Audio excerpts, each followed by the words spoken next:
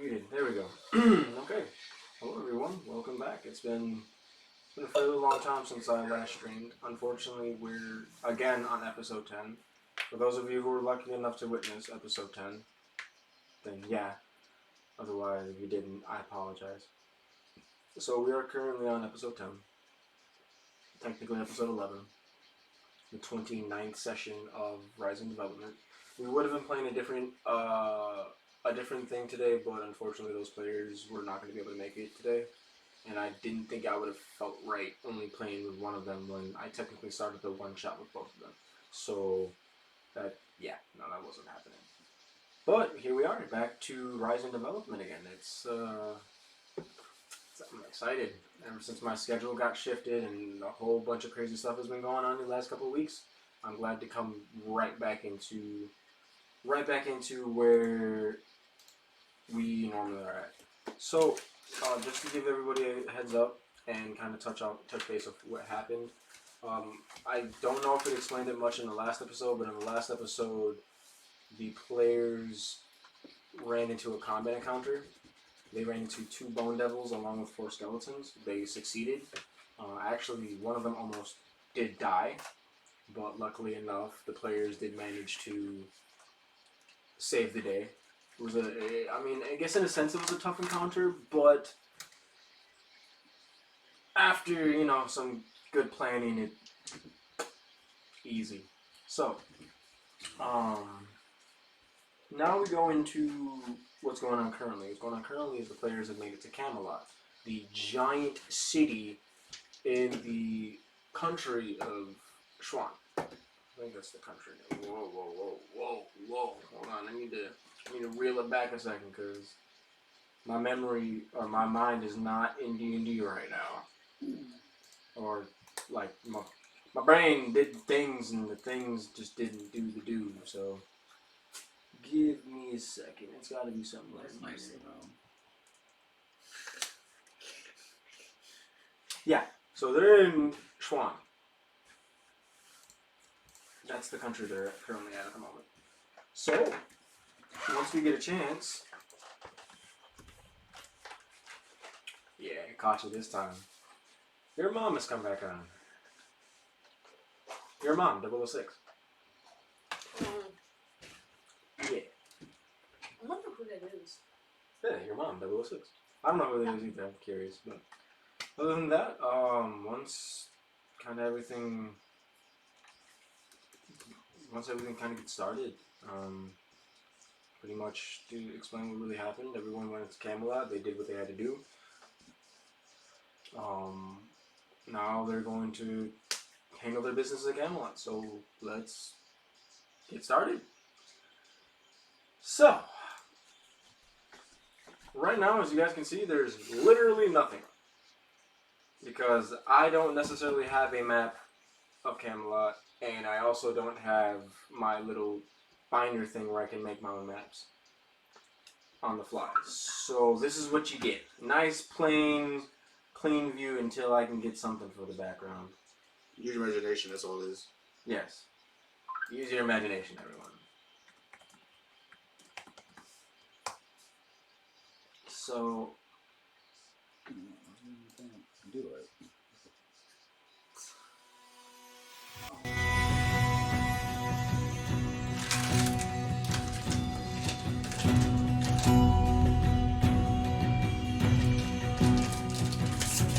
Well, Lord, can you do me a favor? Actually, you're kind of short. Salvi, can you do me a favor and turn up the,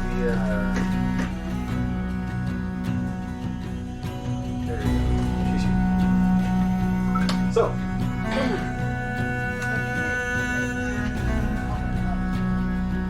to my fellow players, welcome to the city of Camelot. Your first initial viewing of the city, you see really tall walls, stone walls, adorned in gold, various gold trim. Beautifully worked on stone. You can tell this is a city of magnificence. The guards let you in, and you all kind of do your own business. Vera kind of puts her hood up and kind of just moseys on about with Makira. They kind of branch off and do their own thing. Rygar, Leandra, and Gary are kind of off doing their own thing. They're kind of selling pelts, but Gary's kind of just along for the ride. He's probably going to either see if he can acquire some items, discuss various matters regarding magic, and probably spend a lot of time reading that special book when he gets a chance. Lucius is not doing Lucius stuff. Even stated, I got business I gotta handle, so he left. And next is Father Lucius. So, and Logor and Sabi are doing their own, whatever that may be, probably butchering bodies, hitting on various holes. So, as soon as you open the doors, or as soon as the guards open the doors and let you go through,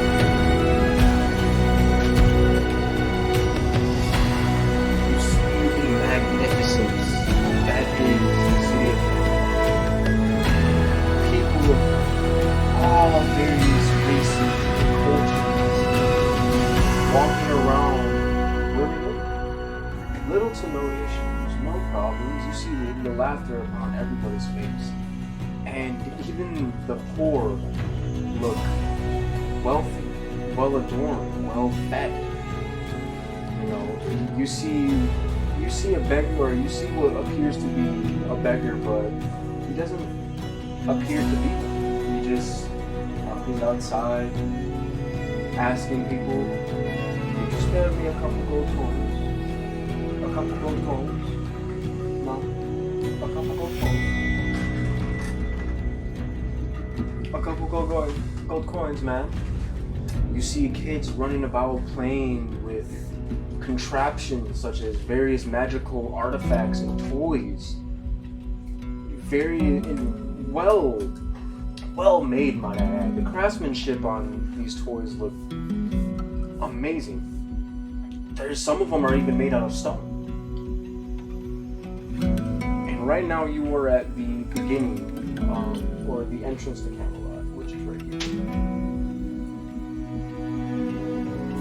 And as far as you guys can tell, this is not really, it's probably a very important district or area of Camelot, but it's not the area. There are various, there's probably several areas for things such as trade, things such as politics and government, residential districts, possibly. Right now, at this point, you might as well be lost in the middle of the jungle. You know little to nothing about Camelot, other than what the guard kind of told you about. So, and again, as you walk through the door, the guards say, "Welcome to Camelot," and slowly close the door. Now, at this moment in time, who wants to make the first move?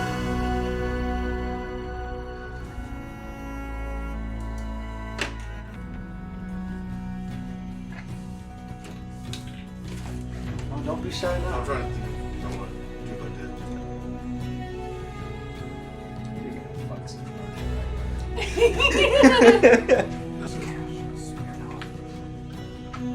What's the smile off? Leave the fuck over here. That's next year. Oh, no, we're not going to traumatize Sabi right We'll look for try to see if we can rush Channing it right. now. Directors for what? Channing it right, the place where we're gonna sell all the pelts. He says traumatized. Tanning the right. Yeah, Channing it right. That's what. Oh, tanning it right. I was like, I don't. Oh, tanning it right. So, you approach the closest civilians, and what stands out is a human female, about 5 feet.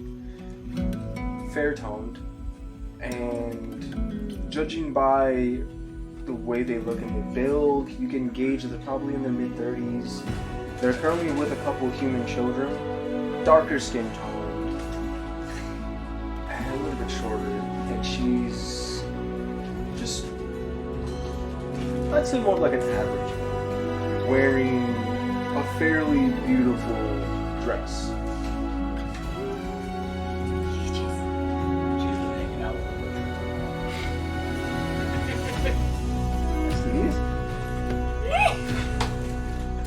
She's getting that crazy. She's getting crazy. No. She needs body. just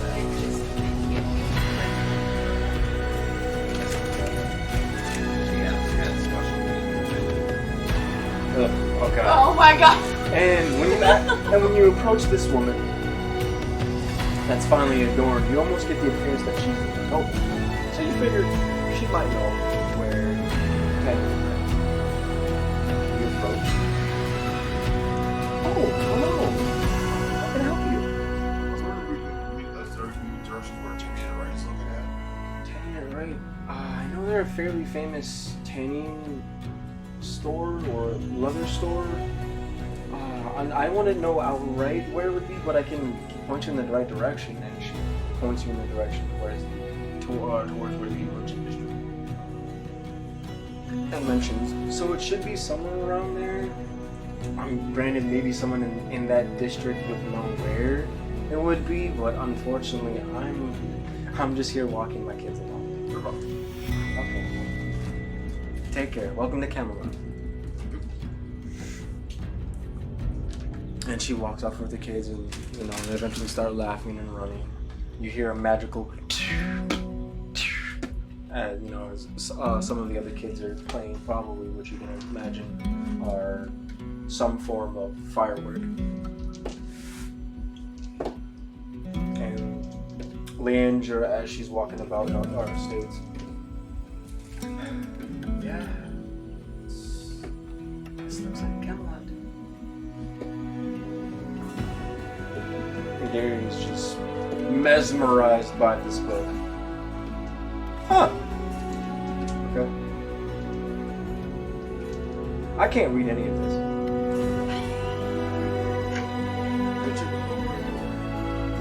Yeah, well, I hope so. If only Barry was here or something, I'd really like to be able to read this book. At the very least, we time.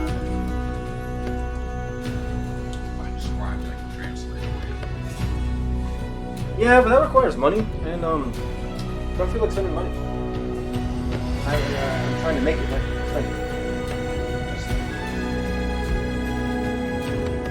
you're not even. Oh wait. Well, actually, no. I guess it makes sense unless you guys have left. Because technically, to be fair, everyone is still entering the city. Nobody has officially branched off.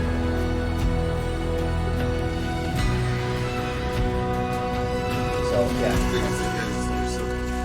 You're still here. Well, and then that's when it's okay, fair. Hopefully you're not too busy, but I don't want to admit it, but I'm gonna probably need a little bit of help reading this book because I can't read in front of me. Anything to get me away from this place. I guess there's probably. I'm pretty sure there's an inn. A couple hikes in. Oh, great! You're gonna pay for that, right? Because I'm not paying for it. I just want to read the book. Yeah, I guess I'll cover it. Carry.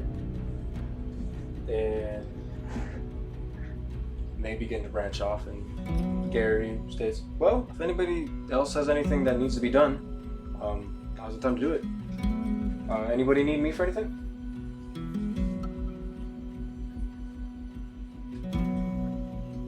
Alright, cool. See you. Alright, see you. Don't get lost or anything. Big city. Oh, this is when we meet up at Hornswoggle. We're all done. I guess we. Nobody really knows where Hornswoggle is, huh? We'll find out. We're all on that private mess, but that's where I said we'll meet up at.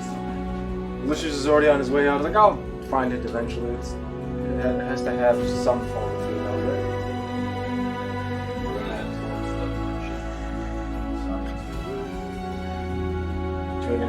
merchants?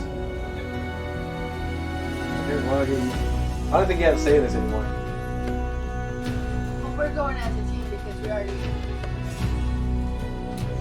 Yeah, no. got You plans. oh, y'all got plans? Yeah. Y'all got plans? Yeah. Nixon and Lucius are like, alright, well, Hornswoggle it is. We'll meet up. I mean, I might go there early just to kind of scope out and see what's going on.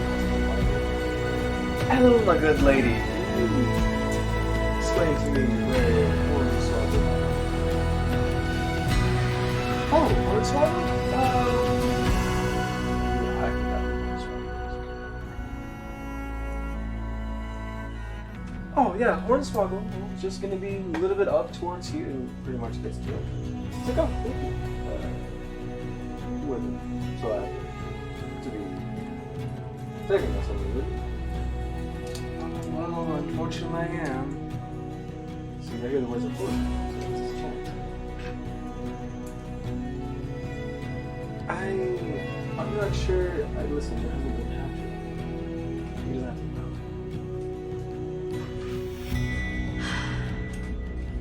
As a man of my honor, I won't tell a soul. I kind of have to get back to him. I'll make it quick. I really don't want to. I was like, okay, that's fine. You don't have to. It's alright. He turns around, looks at all of you, points to a countdown. Wait, mister? Yeah. Please, call me Lucius. Well, I mean, I guess I have some time. I mean, it would just be a drink, right? Oh, yes, just. And off goes Lucius. Makes his way out. Well, my fair good members, if you need me, I will be somewhere. Possibly in somewhere. Or somewhere, depending on this day and age. I'll talk. Nix is like, well, booze it is. And she takes her way to now, pretty much the rest of it is just you three. Four, right?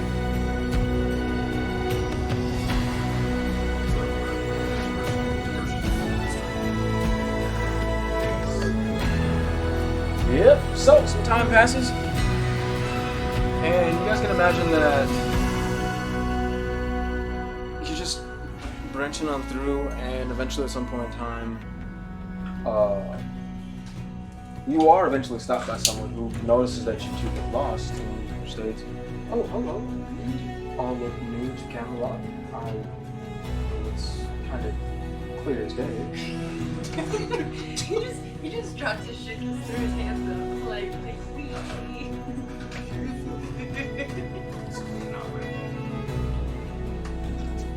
Alright. Anywho, you guys look lost.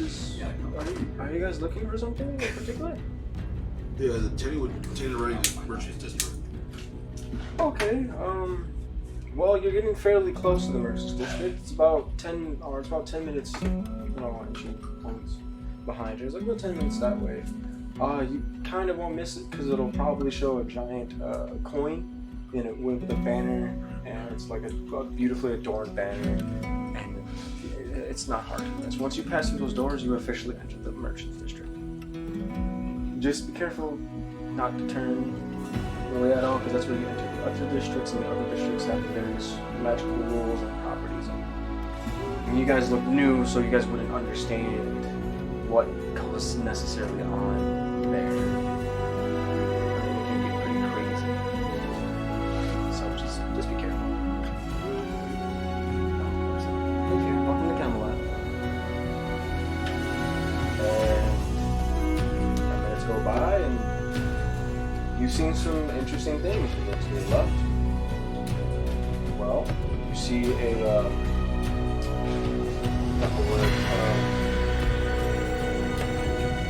see a couple ladies of the night doing their normal work. you see. No. Also, I'm still like, Also see men of the night doing their work. You see various people. Well, if you see various other people, some of the people are kind of just, frolicking about, having fun. You also have other people who look like they're messed up on something.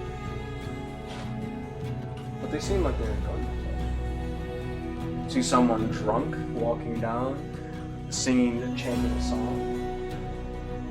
Kids, obviously, more kids frolicking about, various different races. The one that kind of caught you off guard was an ogre.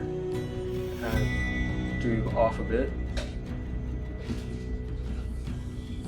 Several infernals, dark elves, high elves, various different types of elves. Is that a panda?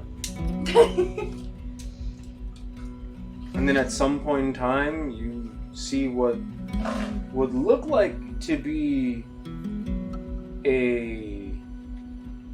I'm trying to think of it, a giant. But, yeah, no, not a Goliath. You see a 10-foot tall person. Yeah, they're 10 feet staggering. And they look down at you. Hello. How are you doing?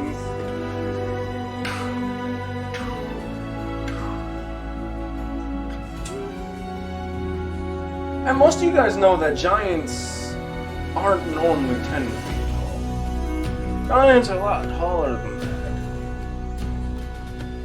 They're normally roughly around 20, 30 feet tall. If I remember correctly. They're pretty huge. So to see a giant of that size was kind of stunning. You figured maybe they could have been young, but I'm not 100% sure about that anymore. So welcome to Camelot. Eventually you make your way through and you find this beautifully adorned sign. It's made out of strips of wood and marble, kind of bonded together somehow, maybe through magic, with a golden sign with a coin on it. And at that point you can guess that you're in Camelot, or you're in the Merchant District. As you enter through, you feel an energy shift, almost immediately, almost a magical energy shift. And it's unusual, but you feel very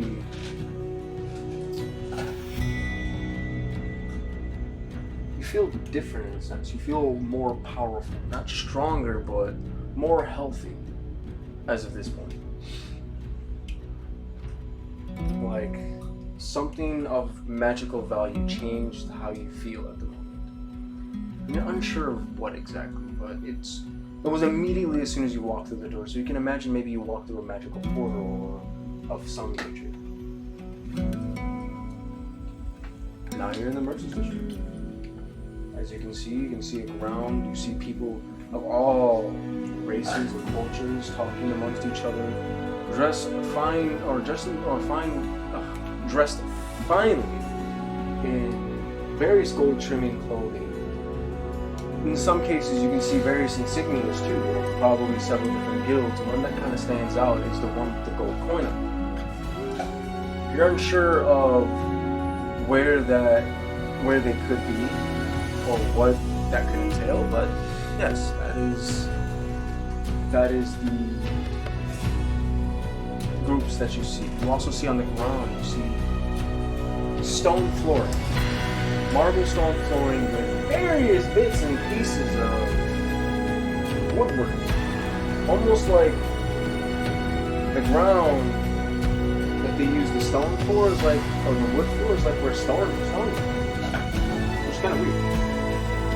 The tables are made out of, surprisingly enough, luscious, there's cushion on the seats, like picnic tables.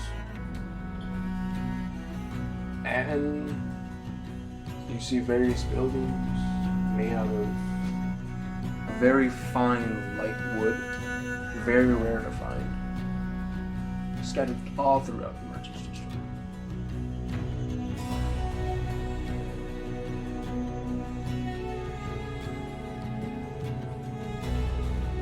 You all came to look for, well, yeah, mostly you all came to look for 10-8 right. And right now, you're at the location where it more than likely will be.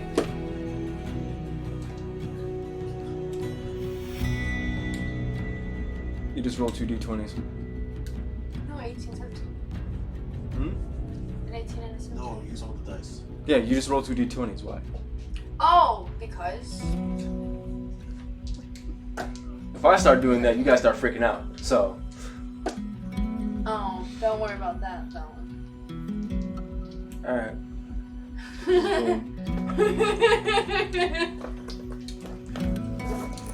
So anyway. Just don't make me do an intelligence check. We already know that I suck at those. Do an intelligence saving throw? No, I was kidding. Oh my god. That's fine. Look at the saving throw. No, why am I saving throws? Oh, okay. Okay, that's fine. That's why there's a lot.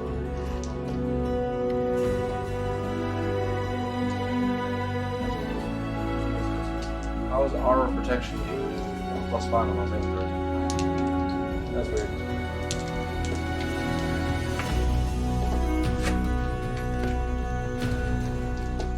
Unless you cast a spell.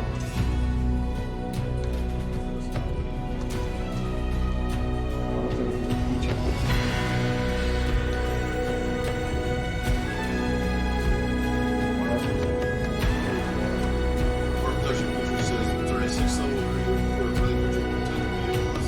So contribute the bonus to say 3.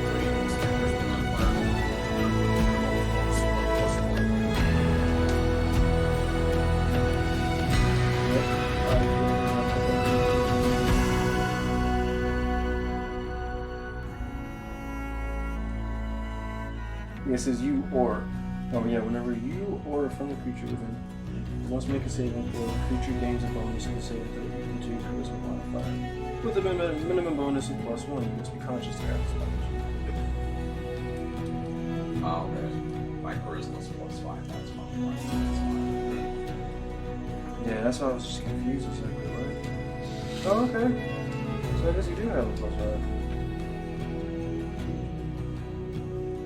But is it something that you have to just activate?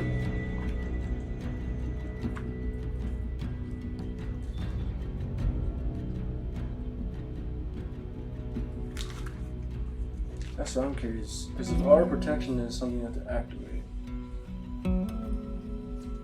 It might be cast on me, but for someone else, I'd have to activate it. Probably. You probably have to be within feet. I don't know. If anything, I'll look it up and figure it out. I'll say But yeah, so There's orbit. This he gets at level 6. yeah. Yeah, he gets it at level 6, and I was like, I don't know if it's constant.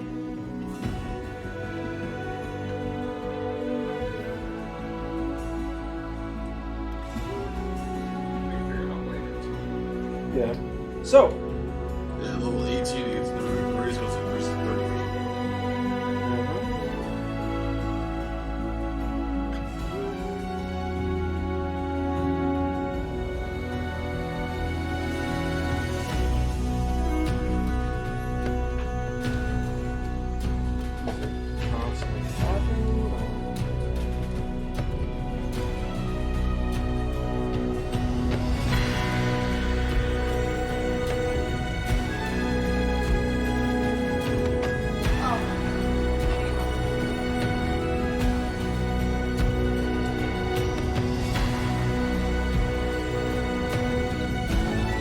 okay, yeah, so you do have that. But it is activated as a bonus action.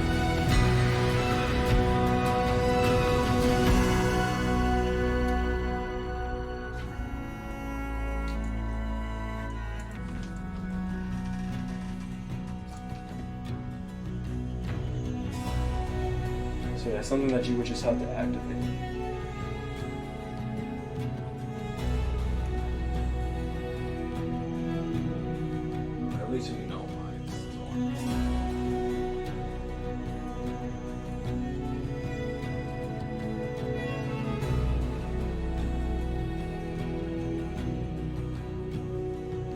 So yeah, what do you guys want to do? Because I know you guys wanted to search for tenant, right? But after seeing everything, is there anything else or? I don't know if we're just going for to get that stuff sold before we see do anything else. At least that's what I want to do. We're gonna hit up some food stalls. Okay. I think food stalls in the merchant district. Pretty sure there might be, there might not be, or you guys will find out. Well, if it's a there we No, sorry.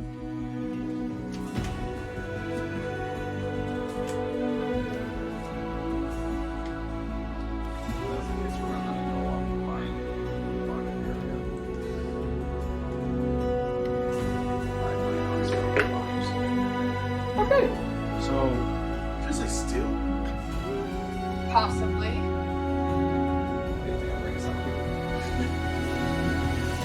Well, he's going to That's order okay. her to steal shit. I was gonna be like, because I have the roguish archetype. It says your archetype choice grants you features at 3rd level and then again at 9th. And I'm like, so what's that worth? How can I pick from it and is it worth it? Well, your only archetype is the swashbuckler, so you gain stuff off of the swashbuckler. I know, but what I'm saying, like, it says features of the archetype that I have. Yeah, Swashbuckler, so yeah, you gain them. They'll say it on your swashbuckler. which but got charm, bro. Charm. Will out charm Lucius if I have to. That's not gonna happen. That man's a bard. He can. All that man's gotta do is sing, drop his pants, and that's it. That's game over. Strum his little thing. All right. Yeah. Oh yeah, you want to charm somebody? Vicious mockery. Fuck your charm. Yeah. He's gonna strum his little thing. I don't know. Hey, you said it's not me. I didn't say shit. I never said it was big or small. You're the one that said it was small. Anywho. Yeah, so. Right. Leandra follows you to look for Tanya, right?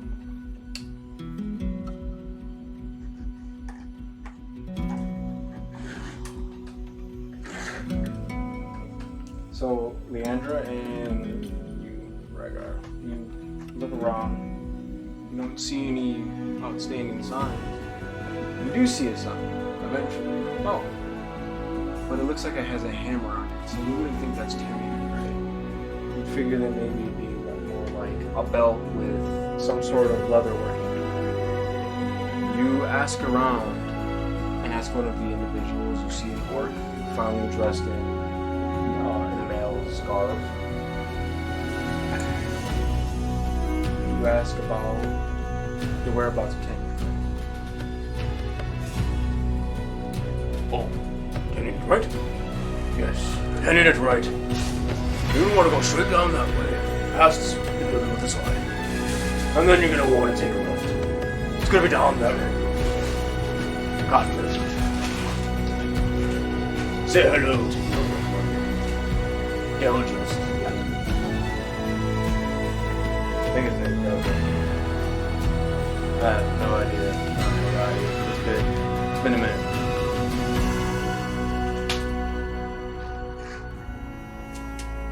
So after hearing the directions from the orc, you make your way towards Tanya, right? You guys are looking for food? Yep. Roll perception check.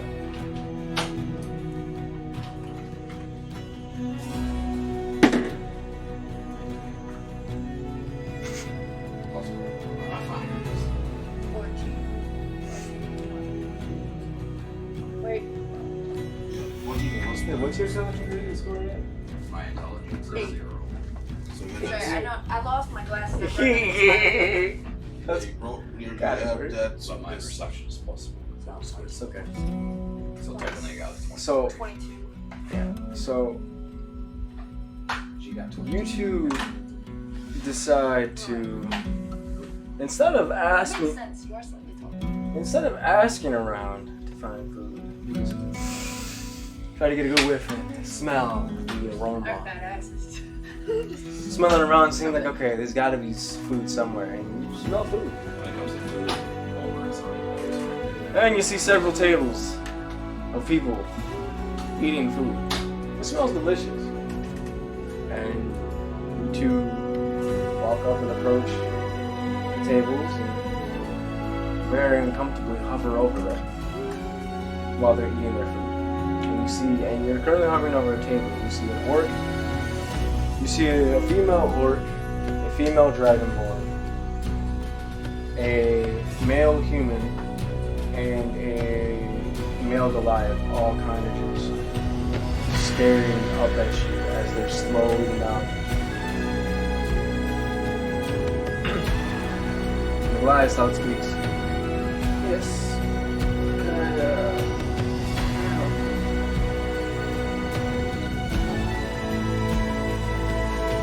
The orc stands out. Heart speaks.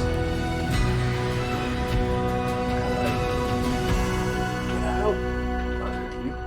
Sorry.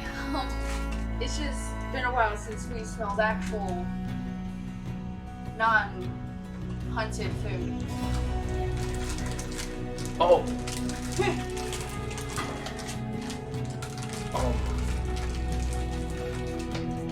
All right.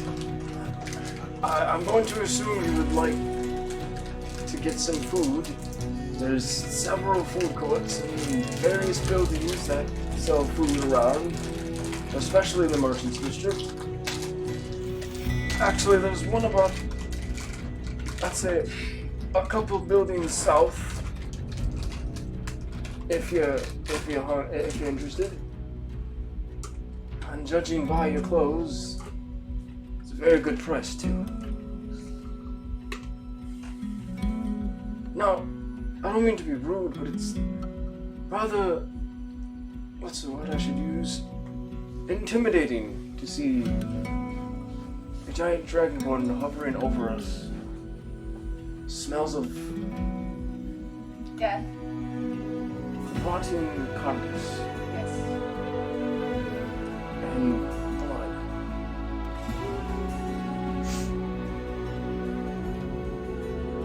I think I've lost my something. Sabi just looks down with like, yeah. Just instant like, fuck. I don't know the word. And eventually the orc is, well, gentlemen, I must go. We'll continue this meeting later. And the orc gets up and Goliath is, yeah, I'm good. I'm gone. And the human male is kind of just shimmying to the side, taking some of the food with them. Yep, I guess I'll see you all later. Yep. The guild meeting. So, before we go anywhere, should we find a bathhouse? Because I don't think they're gonna appreciate us entering their stores or place And the of dragon- business smelling like this. And the dragonborn female looks at you, indicates. I don't regularly clean your scales. Have you not had a chance to? Process drivers. Well, there's a great bathhouse specifically for dragonborn. About 5-6 blocks. They do real good work. They're a little on the pricey side, but they do good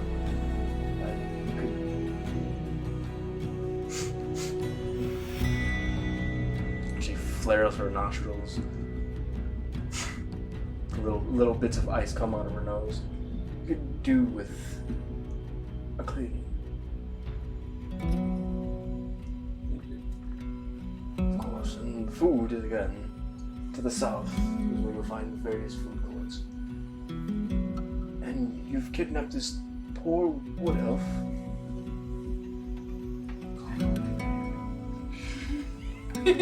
Ma'am, I would like to say I'm very sorry. Not all of our kind are as mangy as this one. I immediately jump up and climb on his back and just chill on his shoulder. It's fine. I don't mind it. Your nostrils say otherwise. I'll get used to it. At this point, I'm pretty sure they're burned all the way through into my brain. Good day. And she gets up. You immediately start walking towards the bathhouse.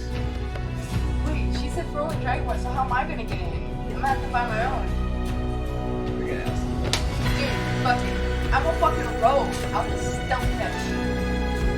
And if So- they don't, I'll just let them and rob them and then go somewhere else. So, you make your way towards the bath. You two make your way towards the bathhouse, and almost immediately you see two dragonborn guards adorned in fine draconic mail. Plate armor to be specific. You can recognize this as a specific church.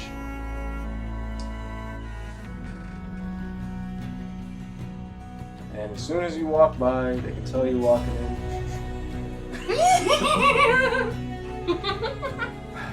That one of them is just. It's been very long since I've smelt the stench of a battle. Good sir.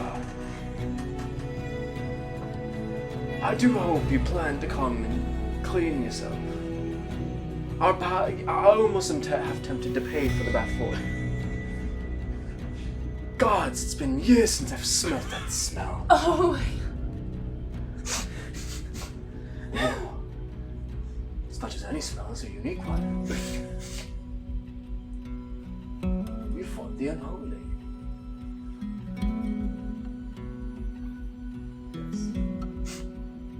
And there's traces of human blood. Along with... Oh. And one of them kind of just starts to like ready their weapons and just slowly like... So I do ask that you explain yourself, and the other guard as well kind of just readies themselves like... And dear God, you've kidnapped this woman with you too! She's still on my back, right? Well, at this point, I'm kind of like this because you're walking up, and I'm like, they said only dragon, so I'm kind of like Ma'am. trying not to be seen. Ma'am, are you okay? I promise you, we will handle this correctly. Somebody, get the authorities! Get the authorities! I just pop up and I'm like, wait, All there was starts laughing. bone devils. They massacred people. It was horrific. We killed them. He's just looking for a bat. I need you to roll a charisma check.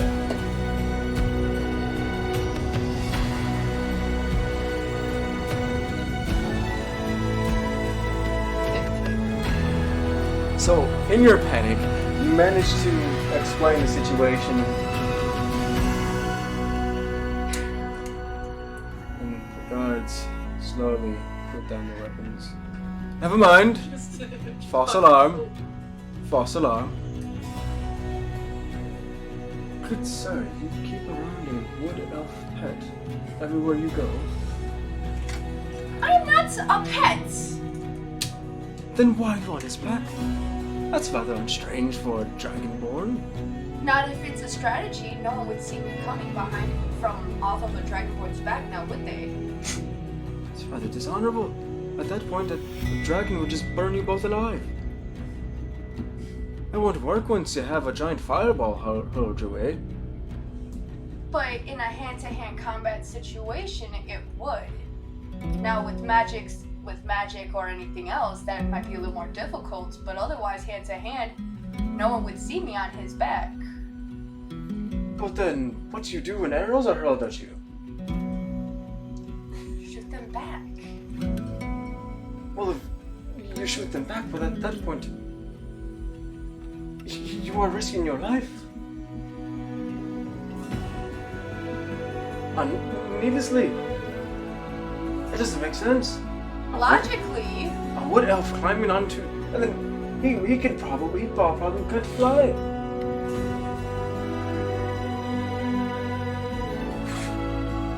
we could find out.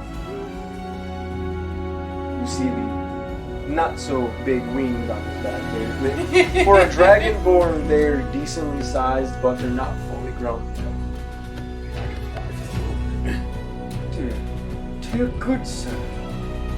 I don't think you could fly very long. You must have recently matured your wings.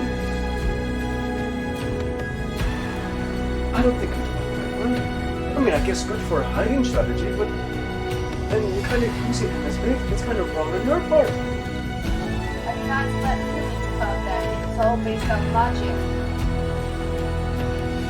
And logically, if he dies to help me defeat the enemy, so be it. Then logically, you're fucking useless. No, he became useless the moment he died. And you couldn't protect him. He is a 7-foot dragonborn. I'm a 5'5" Whelp. Protect him? That's fair. That it would be He's landed on me 5 times at this point from a tree. That is fair. That'd be very dishonorable on him. Talking about protect him. Both have some crackers. But Can we go to the bath? Can we go to the bathhouse, or am I not allowed? I would like to know because personally, he's and kind of my protection. both of them kind of look at each other as like they say something in Draconic, which you understand it. This small wood elf is crazy. I say back and Draconic, yes, she is. And I say an epistle to you. If you're talking schmack, you better watch yourself. We sleep in a tree together. Do not forget. Just don't. Hey, get ready into your Facebook.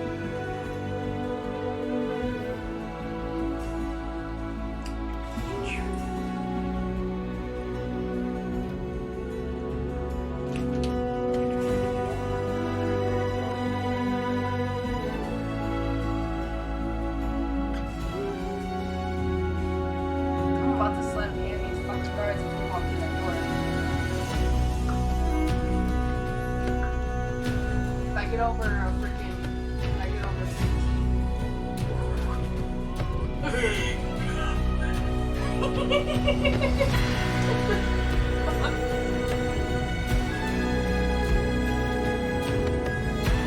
But your character wouldn't know what they're saying. You would just. No, that's what I said. If you say it, to expect you not to forget it. Because remember, I can still see the expression on their faces and their body language. You just said they kind of like sat there and went like this, and then looked at each other and said something, and then he responded. So from my, just it's an obvious like, and you didn't ask. You just want me to roll a perception check.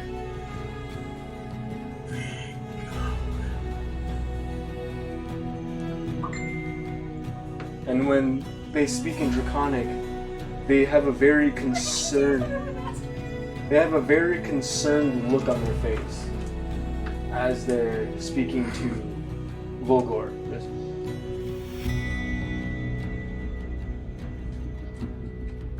I asked them if they can just say it to her.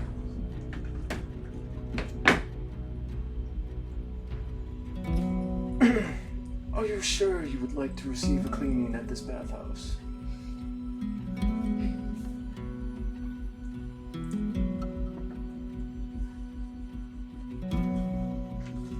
We could do a thorough job, just it'll be thorough.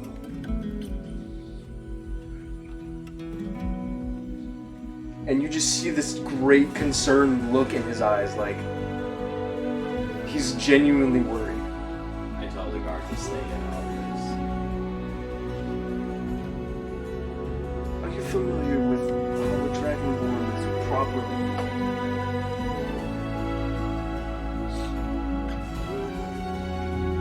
Honestly, I'm kind of new to this area. Honestly, to be honest, I'm pretty sure in all my travels, this is the first time I've seen a lot of Dragonborns in one place.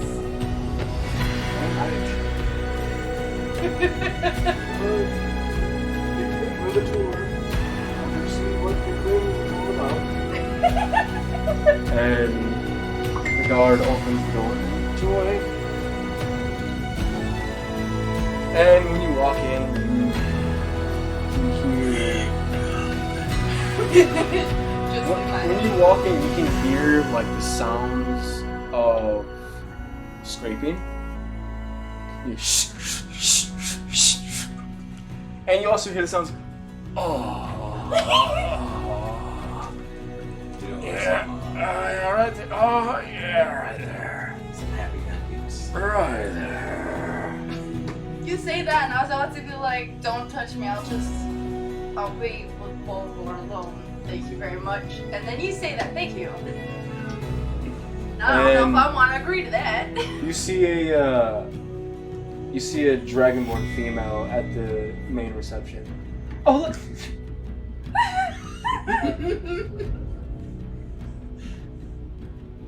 She takes two little like plaza like wooden stork like things.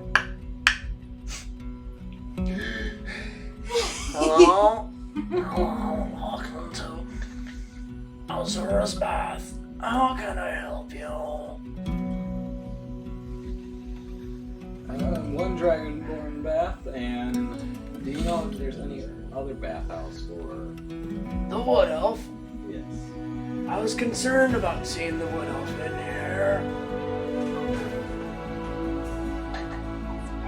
Yes, there'd be various other soft skin baths around. Now, for your bath, good sir, how well do you want them to clean you?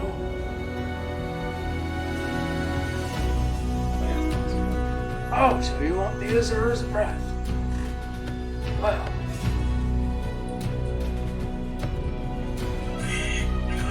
you have about 50 gold pieces.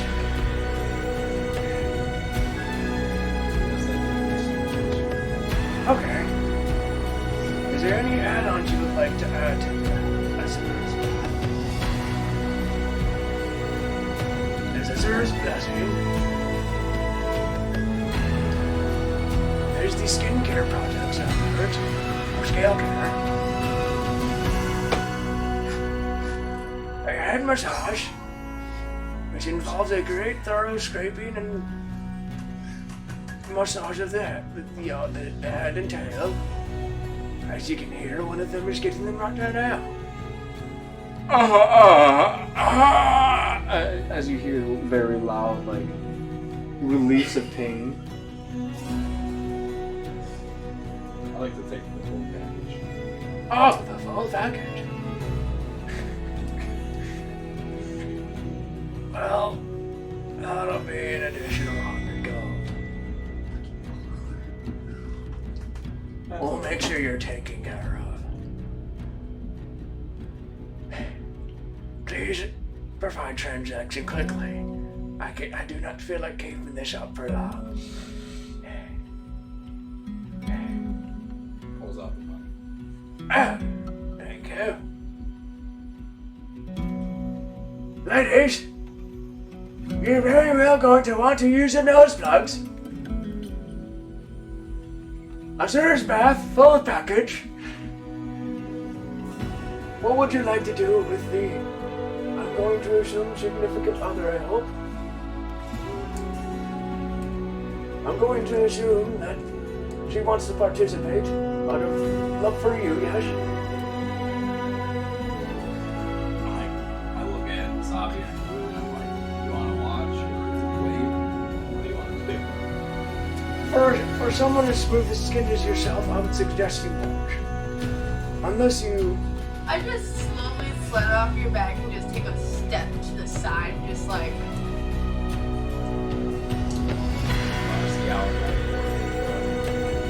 A true man, mind you. He will be as clean as if he was born yesterday. Without all the blood and pus.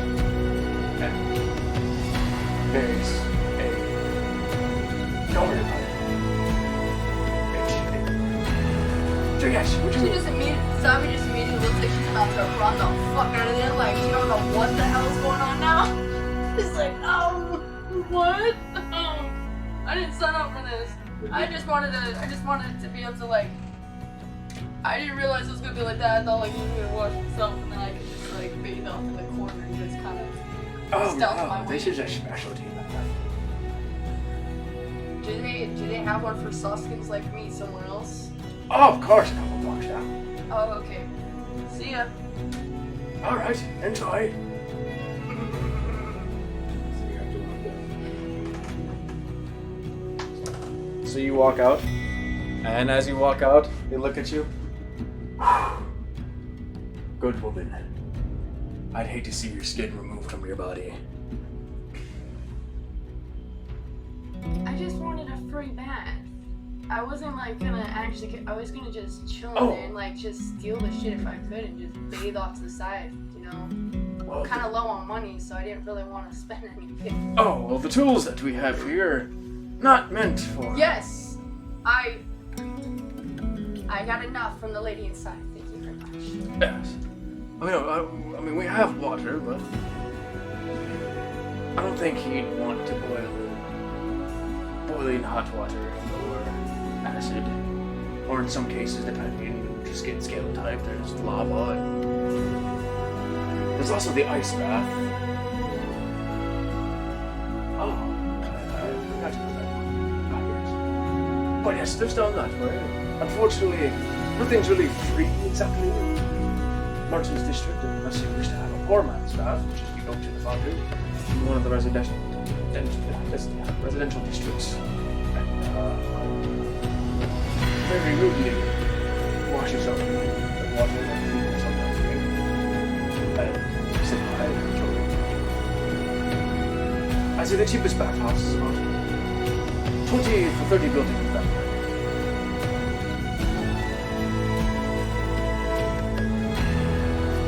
Is there a river nearby? Yes, outside of the city. Well, when you see the Dragonborn I came with, let him know I'll be there. Taking a poor man's bath. Are you sure you don't want one of the baths down the road? Yeah, I'm good. I'm gonna check my book. Before we left, I gave the barkeep all my money. And your companion couldn't spare you any gold. I didn't ask.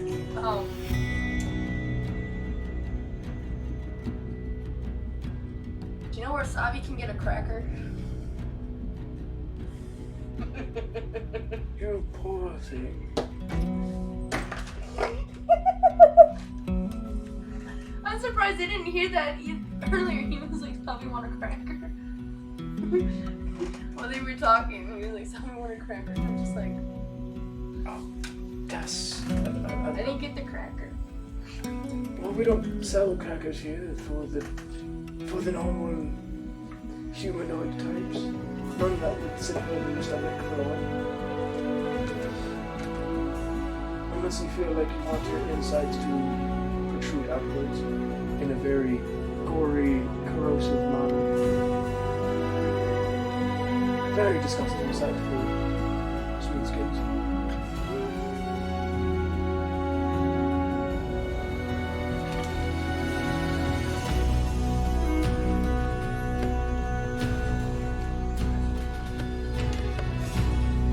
Sabi just walks away. Nothing more to say at that point.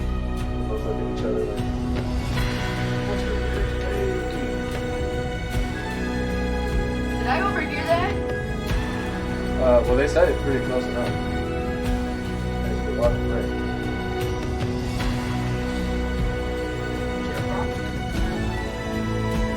Well, if you would have got caught, you had possibly fully adorned dragonborns. No, I got plus some stuff sleight of hand. And then if I would have just gotten over 15, and if I would have gotten a 20, the Me too. D20 plus the 7. But there's always a chance you could roll one. Or 2. Did you roll a 2? That's exactly. Then a 1.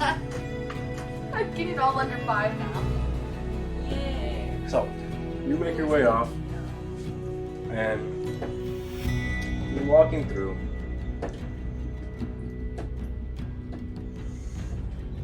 And you pretty much start making your way towards, well, the exit of the city. Or the entrance to the city. Lord, you get the money? Come this way. Our fine ladies will clean you. Honestly, you should have just stayed and watched the process. It sounds like it's going to be interesting. You said full package at that point. 7 more words.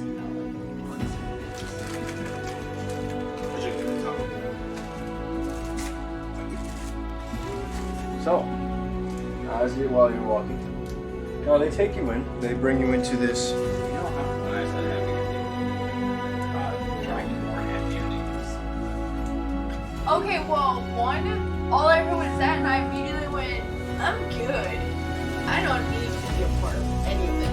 And you see 3 Dragonborn female, finally adorned in what appears to be like a very. Sorry, after dealing with what she said. In a very. Almost like leatherwork. So they're wearing like aprons right now. Like fully adorned in aprons, they got masks on and everything. And some of them come in as a.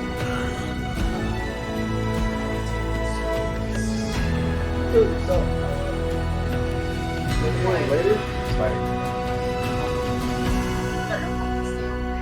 No, it's making its way over here. It's interested in D&D. Dude, I will be out. I will run the fuck home. I do not fuck with spiders. Yeah, you I have woke to up run with- past the spider. Dude, I woke up with a dead long leg on my face this morning. I punched the shit out of myself. Just wanted to tell you about it. No. I wasn't gonna call that daddy long leg daddy. So fuck. We'll go with mommy decent size.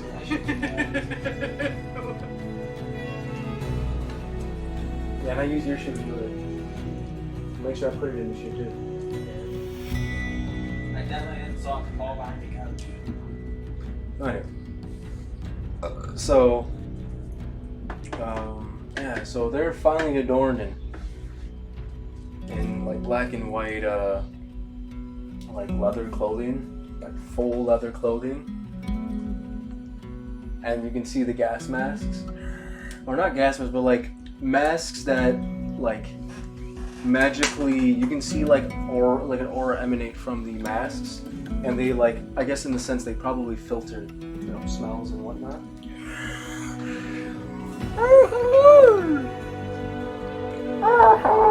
We're here to clean the house. If you could please enter, you're a black dragonborn, correct? Okay, so what we're going to do with this moment in time, we're going to bathe in acid. Oh yes, it sounds really lovely. I promise you it's not as toxic as much acid, but it will melt most of the dirt and whatnot out of your body. Especially it's made specifically for your type of sex. So if you could please enter this wonderful bath where you see a giant, it's a huge bathtub. So you can imagine that there's various forms of dragonborn that's it. And it looks really nice, actually. Even though there's a pool or like a bathtub full of acid, it's giant. I'd say it's about 10 feet by 10 feet. Per corner. You'll be sitting there for 10 minutes waiting. Now I'm gonna Is that what you asked? In the back. Did you ask, or you just start walking towards the thing? That sounds about right. So you start approaching the bathtub. Sir, Almost off. unless you want your beautiful armor to melt away, I would highly suggest you take that off. I mean, unless you don't care for your armor. That acid is not strong enough to melt through dragonborn scales, but it most definitely will melt through armor.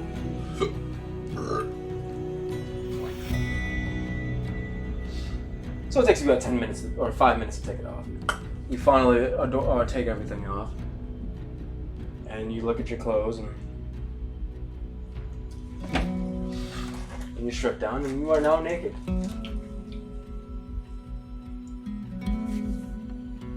Dear God, those are a lot of scars. Are any of those scars fresh? Probably 2. You'll be fine. Won't be the person as fat as yours. This is an acid bath you've never felt before. And you make your way towards in, and it's actually a fairly deep, like, bath. It's like, you'd say it's about 9 to 10 feet. Well, jump in. How do you want to do it? I see. How? Just walking. So you're just gonna walk in and you hover your foot over it, you can feel the aroma and kind of the heat radiating off the acid and you just and plummet yourself in. And when you do, you feel it feels at first it stings for about a second. It's initial, but it's kind of like when you enter a bathtub for the first time. It's like, and then eventually, as it soaks into your skin, or just into your scales, and then down to the more of the actual hide of your skin, you begin. It almost feels as if you are being rejuvenated, and almost immediately, like all the gunk that you've been hoarding all this time, the blood, the meat parts, the flesh, dirt, sand, fabric from the clothing, all begins to just float away. Honestly, the last time I had an acid bath was at my hometown. For the first time, it almost looks like you're laying in like black goop, mixed with like chunks here and there, and you see the staff just. Oh dear God! What in heavens? Shit. By the 12 great dragons above! What in... I poke my head above the acid. Sir!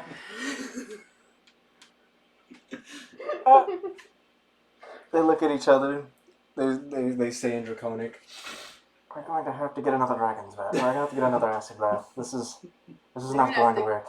They're gonna have to clean out the whole thing and restart. Sure, it is a very good thing you paid for the full package, because I don't think the normal one would have done. I comment, yeah, it's been about 14 years since my last acid bath.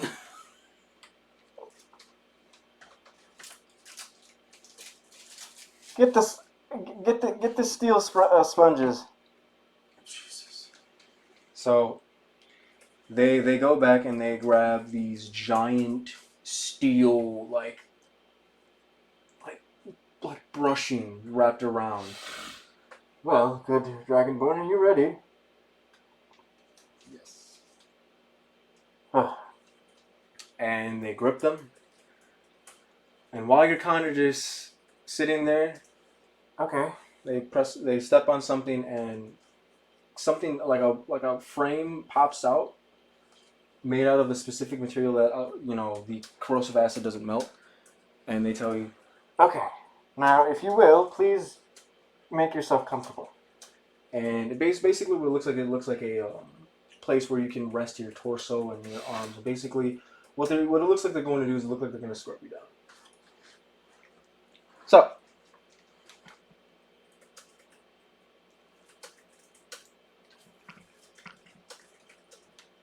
So we got something from a true nude. So, the three ladies take their brushes, or the three female dragonborns take their brushes, and they start. And you feel nothing but relief. They're getting in all the crevices of your scales. And each time they get more deeper into, oh God. Oh Lord have mercy, you're gonna look great when we're done. and just so much is coming off from your scales. Dear Lord, I didn't know black could be this black. Oh Lord. This is gonna be fun. I'm glad we're getting paid for this. Sir, I think I want a tip.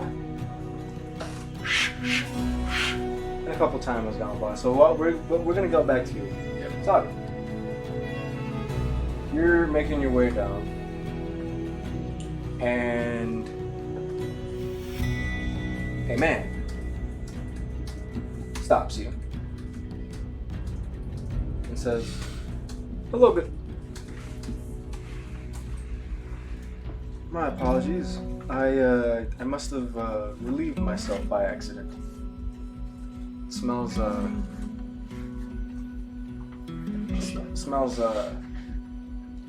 I must have relieved myself. My bowel movements must not be right at the moment."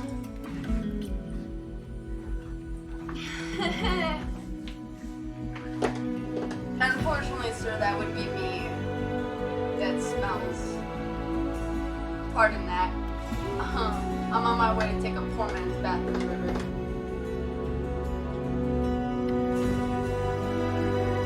I don't think a poor man's bath will do. And if you're doing what I think you're going to do, I'd rather you not sully the water flow of Camelot. We do have to drink that. Can I interest you in a bath? Not me bathing you, that would be weird. I meant I pay for it bath. I'm willing to rid you of your ghastly stench. And when you look, you can tell it's a high elf man. He's of slender build, with a more muscular tone to him. Has a half an inch of a beard all across his face, but finely trimmed. His hair is combed back, but the sides are kind of shaved down just a little bit, put into a nice braided ponytail.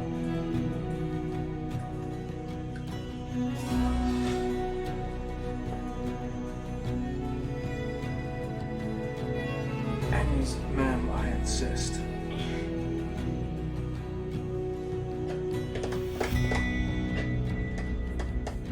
I look at him uneasy and wearily say, "Sure." Great. Come. God, come with me. And when you look at the man is, again, he's dressed but a lot more finer than the others. His doublet is of white, black, with gold trimmings. His trousers and boots are of white, black, with gold trimmings. I do have a change of clothes. I have my set of fine clothes. I so- thought you said angry that it detected cold. I was like, go ahead, use it! Use it! I dare you! Dude.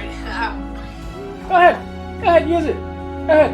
I don't know what the fuck you did. You said I did something. I was like, you didn't tell me anything. All you said is that you fixed it and then you gave it like its thing that it's supposed to. Oh no, that's for later. But you didn't tell me anything about it. Nope, not supposed to.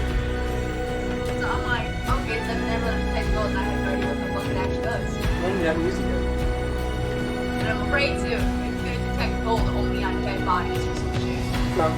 It was detect gold.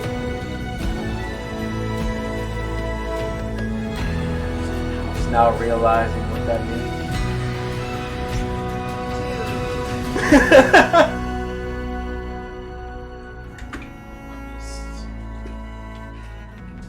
Dude. You just Fuck! now realize I should have what been that like gold means. corners and like specified that shit. Because now I just realized it means it's gonna detect every little bit of fucking gold, everything gold. So that means it's fucking useless. Great. Great. So in a city full of gold, I'm fucked. Everything's just gonna go up every 5 fucking seconds. It's not necessarily how it would work. Sorry, I'm also doing finance. So the man just kind of stands in front of you while he's walking, and you two start walking towards. You walk past the you two end up walking past the dragon Azur's bath.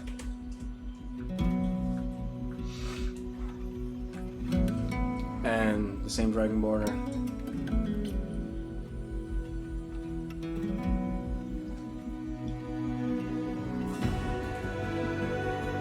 So, now, Rhaegar, get back to you, because we haven't gotten back to you in a while. So you eventually make your way to Tanning It Right, or at least what appears to be Tanning. Follow the directions down to the gate. And there's the building. It's a fairly huge building. So I'd say it's about, you can guess it's about 75 feet wide. 2 stories at least. You're not sure if there's 2 or 3 stories, but it's a huge building with a giant sign right on top. Panning it right. And there's a little like humanoid figurine, like almost like they're trying to emphasize right. So at this point, you and Leandra look. This must be it. And you two make your way through. You open the door. You don't hear nothing after. Then you hear a ding ding ding. Still waiting. Not hear anything. A little uneasy about that. You figure someone would agree to that, especially with the building at this time.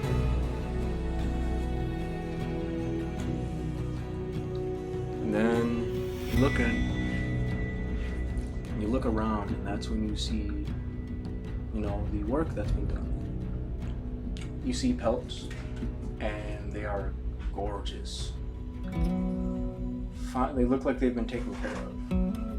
They're well groomed. They're brushed. It looks like oiled in a sense. They look like beautiful fur pelts. You look at the leather, and the leather looks finely trimmed with steel, almost maybe titanium and adamantium. You see various leather workings, and the craftsmanship on all of these are enough to make you feel inspired. It's work that has never been seen, even before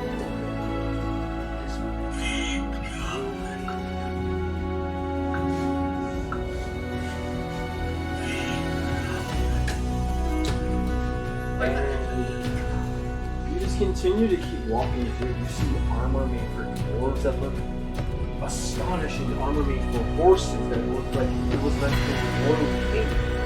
You see armor for fires. You continue to walk through the store, and it's so meant like your creative mind, especially as a dwarf, is completely amazing.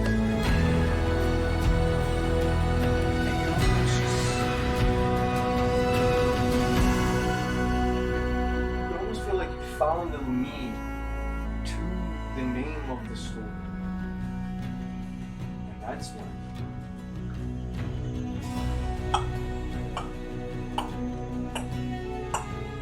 you look around, you look at the front counter, and you don't see anything.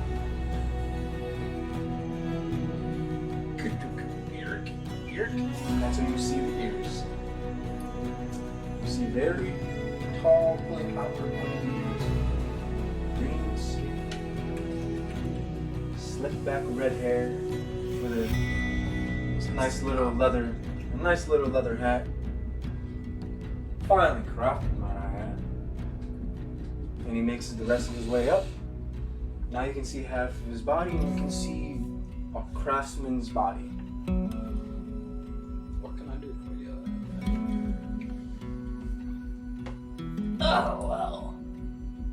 I see. You have found the meaning to the name of my store. Hello, dwarf. How can I help you? I heard still some pelts we have. Oh. Would like to sell your pelts to me? Bring them. I must inspect them. All of the 10 different 10 pelts we have. Plus the elf. Of course, but unfortunately I care not for how many you have, just the quality. As you can see, I only can accept things of great quality because it's what I specialize in. Show me your pelts, I wish to see them. Show me. Please, Mr. Camelot. Other question. What was the tradition of the elf? The alpha? The elf. I want to say... I can't even remember that. I want to say it was pretty long. Check out the elf now. I got the wolf. It's a 3 pristine wolf pelt. You got 2 dark alpha wolf's pelt. Good. 4 good and 2 mangled. yeah. I don't have the yellow one either. I think it was because you shot it with a crossbow. I think he killed it first. So it's good. Like I said, we got 3 pristine ones. Okay, so as you bring the stuff, or as you put the stuff onto the table, you see the goblin no longer necessarily looking at you, but looking at Leandra. Why, this woman is as beautiful as the craftsmanship in my store. Yes, Miss Lady of the Heavens. And Leandra just... You know, Mr. Goblin, it's not the first time I've heard anything of that nature before. And he, oh, but I do mean it. I am sincere. You are of grand beauty. The only thing more beautiful than this is of my beautiful daughter.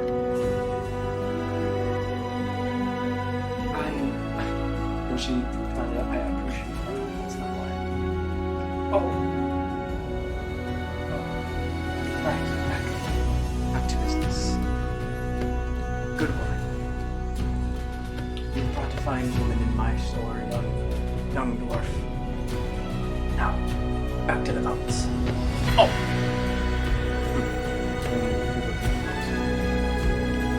Well, to be fair, I'll accept some of these, not all of them. These 2 beautiful, dire wolf pelts. Strong stuff. Very light, barely touching these, kind of feeling.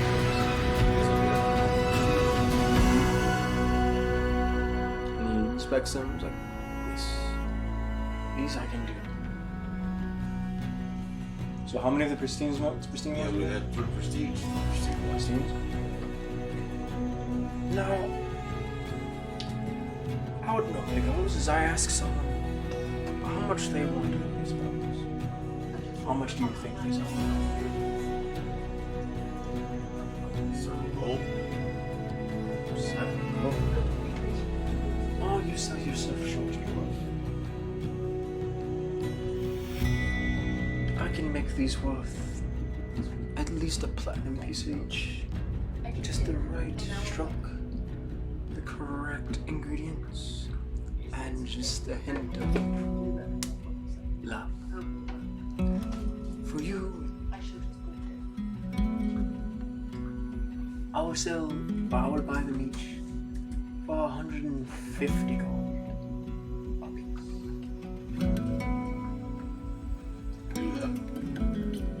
Are you gonna sell all 3 pelts? Are any of the alphas pristine?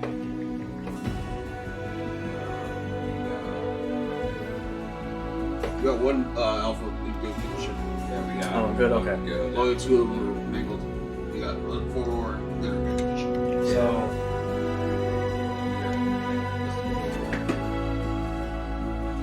And then the elk fellas, you said was in great condition.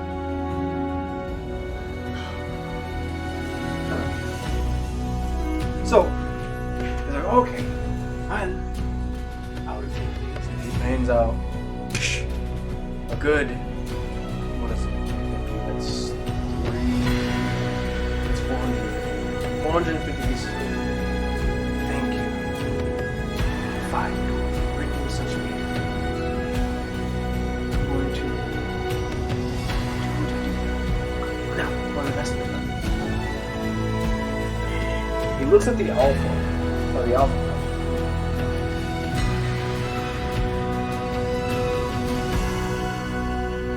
It is in good condition. Could be better. There's mangles here, and I can tell that when this pelt, or when this animal was laid to rest, it was in fear. It ruins the pelt, removes the love aspect. But this is of an alpha variety.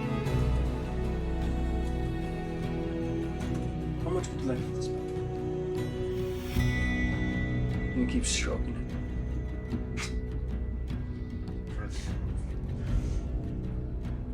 Almost like he's petting the direwolf at this point.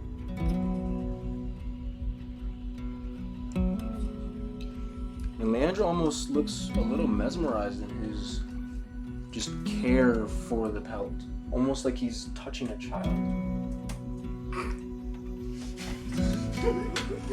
Okay. Okay.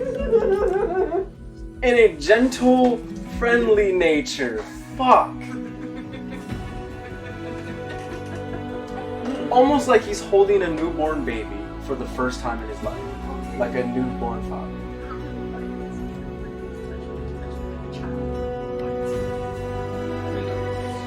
Shut the fuck up.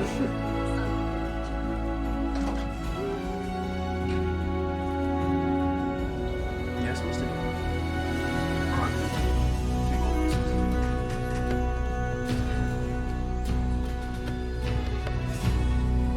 Yes, Lady of the Heavens, how much do you think this pelt is worth? I'm not very familiar with pricing, but I can say alpha pelt. Maybe about 75 pieces. Again, sell you some short. To find such a beautiful pelt of this variety, I will roughly say. How does 100 gold sound? Okay, move on with that.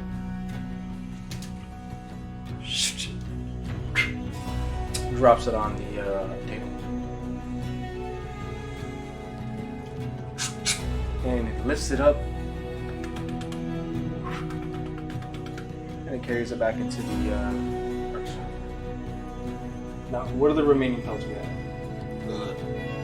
The 4 good ones, 2 mangled, the alpha direwolf, and the 1 alpha, which sells he's almost in great condition. The Alpha Direwolf? No, there's two of them are mangled. Oh, 2 of them are mangled? The other there's 4 in good condition. So he inspects the good ones. Ah, yes, direwolf pelts. And it's almost like he's, again, petting it very gently. Ah, yes. Now, I will say these are worth about, being honest here, 30. No worse. Since you have such a beautiful lady, fair lady, 45 gold pieces each. And to be fair, I'm only willing to take 2.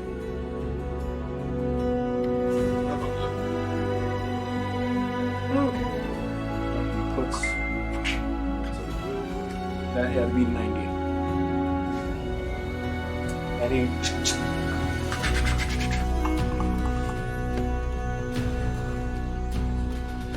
and then he inspects the rest of your pelts. And you see the sadness in his face. You can see it's almost like he just witnessed his own son or daughter dying. And you can almost see a teardrop in his eyes.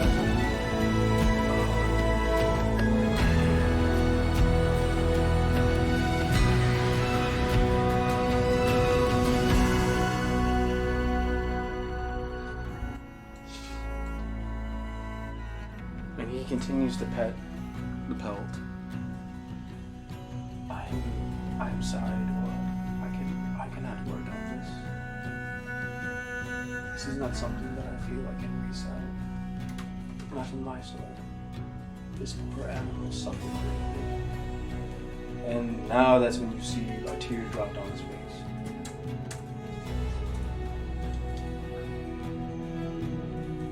Unfortunately, I cannot take any of these. And he puts his head down. Is there any other pelts? Where's our elf element in great condition? Show me. I'll tell the head over.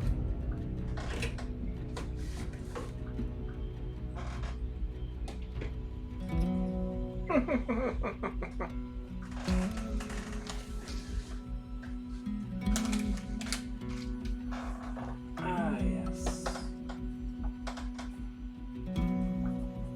Dwarf, do me a favor. I want you to put your hand here. And he shows you where to place your hand. And he grabs the top of your hand gently. Kind of moves your fingers in a sense and gently strokes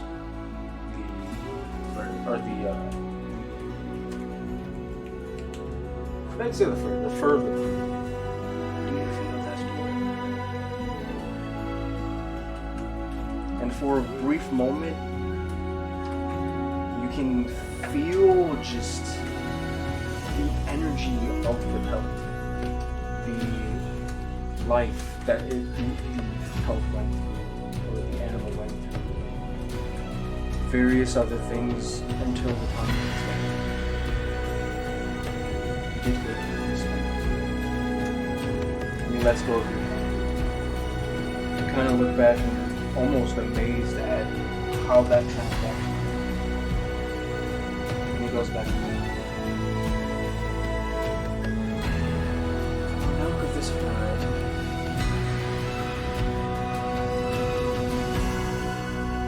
How does...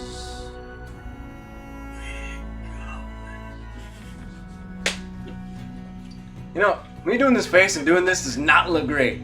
Just saying. So anyway, how does 65 gold pieces? No, dude.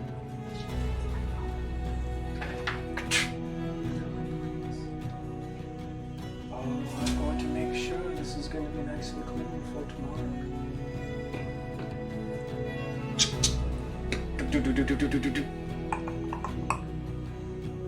Ah, it always feels so good to bring in such worthy pelts. Now, mister. What was your name, sir? Ragar. It's a pleasure doing business with you. So I'm sure there's other tiners down the road that will gladly take those pelts, but not I. As you can see, only fine craftsmanship follows its way through my store. If you do need anything, armor, clothing, perhaps, various trimmings, decorations, please remember to need. I remember where's Markello. Make sure if I'm here in time to go, keep me for everyone. Oh, thank you. What I needed that is I hope to see you again. Such a beautiful aura was presented. And the end was like, Farther over, that's what you think.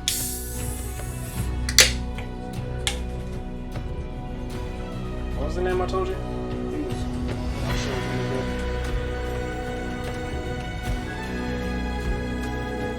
Ah. The economy. And Elijah.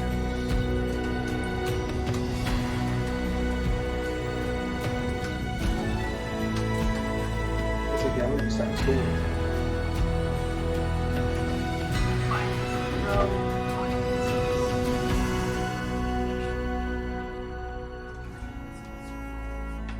And your name, good sir? Pleasure to meet you, Dr. And Miss Lady of the Heavens, I refuse to address you as anything else other than your proper... And he smiles. Your proper giving title. And she kind of just almost a little like blushing, but also slightly uncomfortable. He's like, it's Leandra. It's Leandra, good sir. I appreciate the courtesy of knowing your name, but please, oh Miss Lady of the Heavens, do come back. And Leandra kind of just nudges you. He's like, oh, let's get the fuck out of here. And you both make your way out of the store. Do what we need to do. Go outside and find gold pieces.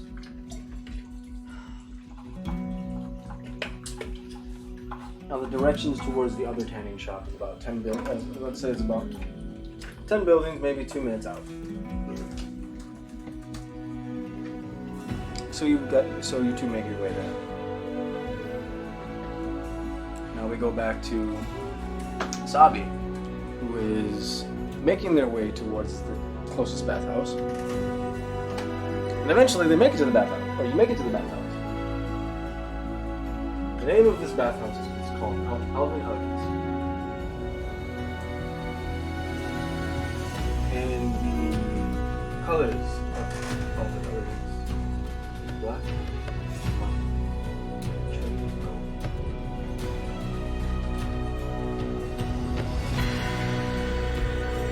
And you kinda... No, it doesn't slip your mind. It's not with you intelligence for at the moment. Didn't even have me roll for an intelligence check. You want to roll and you can.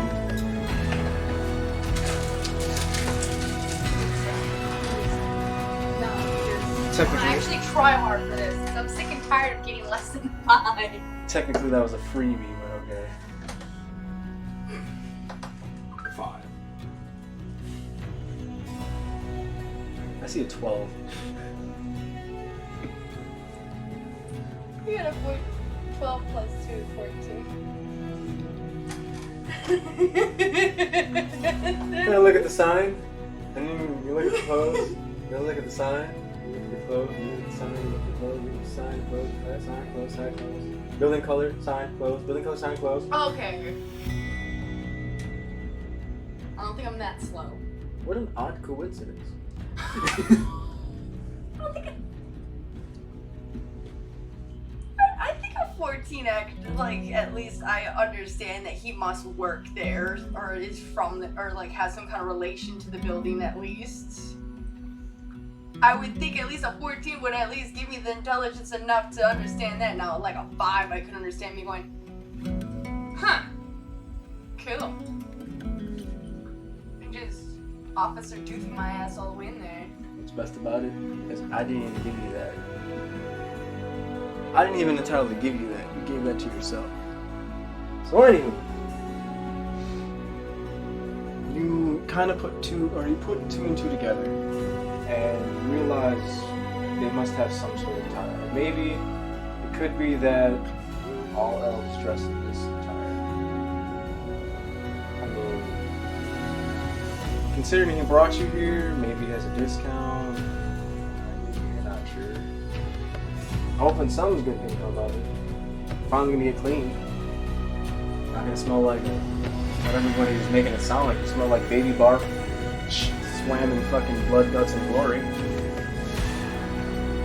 you seen the machine that I was gonna say, so a dragonborn, pretty much. A bloodied battleborn dragonborn. So anyway,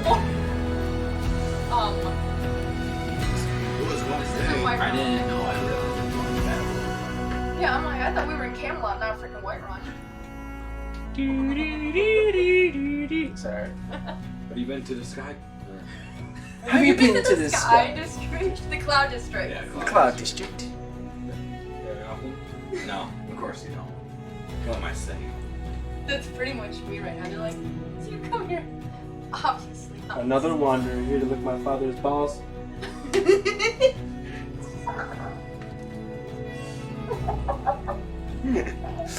Fucking camera boob is amazing. So anywho, you watch your way in, and you are filled with gorgeous aromas, and your mouth almost waters. A tear drops your eye,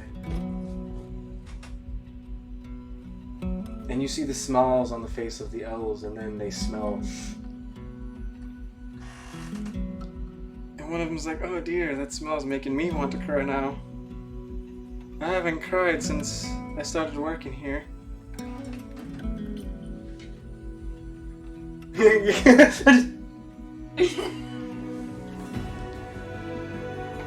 So, what can I do? What can I help you with? And the male elf is, "We're going to adorn her."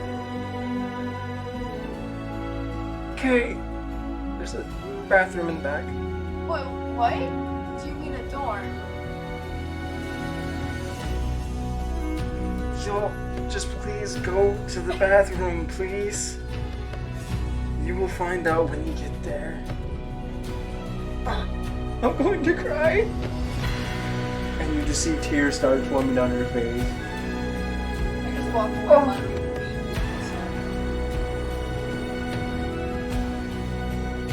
And you walk through, enter into the bathroom, and the bathing room. You see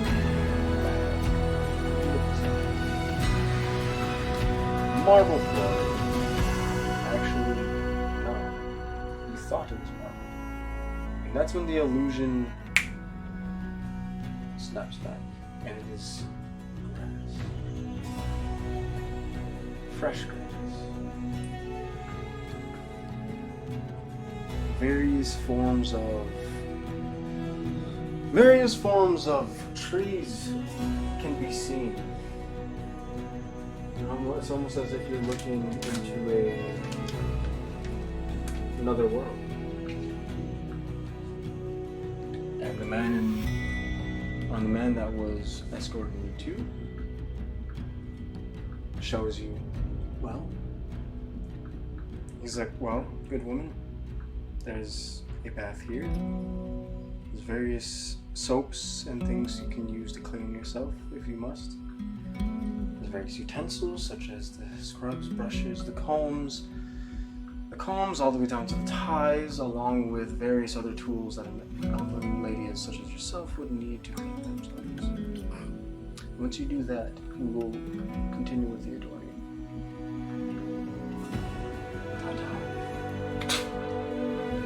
And you see the door. You see the handle on the door. You also see like a bark-like door. And you get this nostalgic feeling like you've been here before. Like, at least in some case or sense, you feel like either you or your ancestors have traveled through here or have been here at some point. Or at the very least, this location. So? Oh, that would make sense. So, you walk through.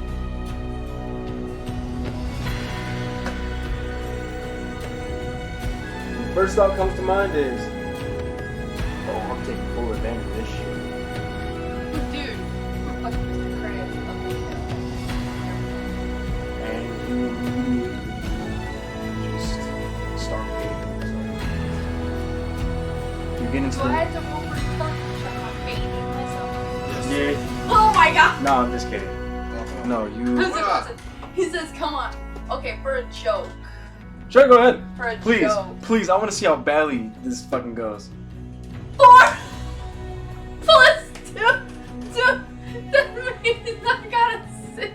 I was just piss in the the top by accident. And then come back, there's a dude floating, and I was like, oh, I thought this was the toilet. And they're like, oh fuck, there's just something.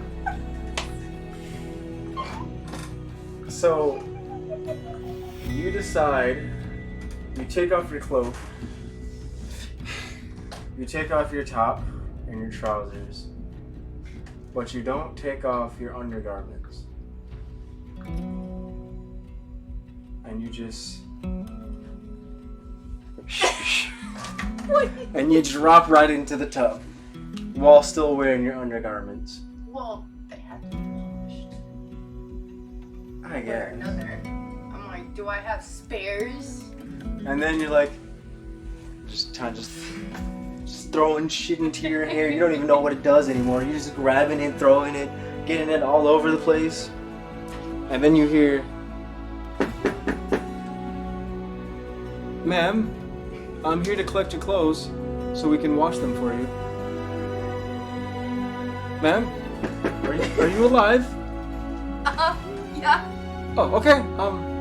Would you like more time, or you just? I know it can be a very intimidating and, or depending on the case, very nostalgic feeling. But I would like to take your clothes so we can wash them.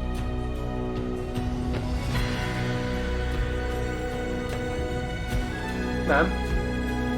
You answer. Oh, okay. And the elf enters. Listen. Disaster. Here.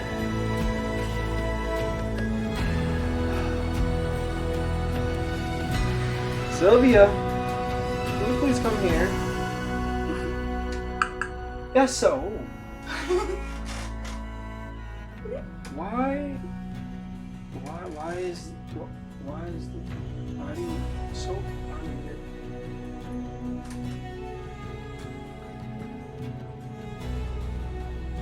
Sir, can you please leave while I help your friend here?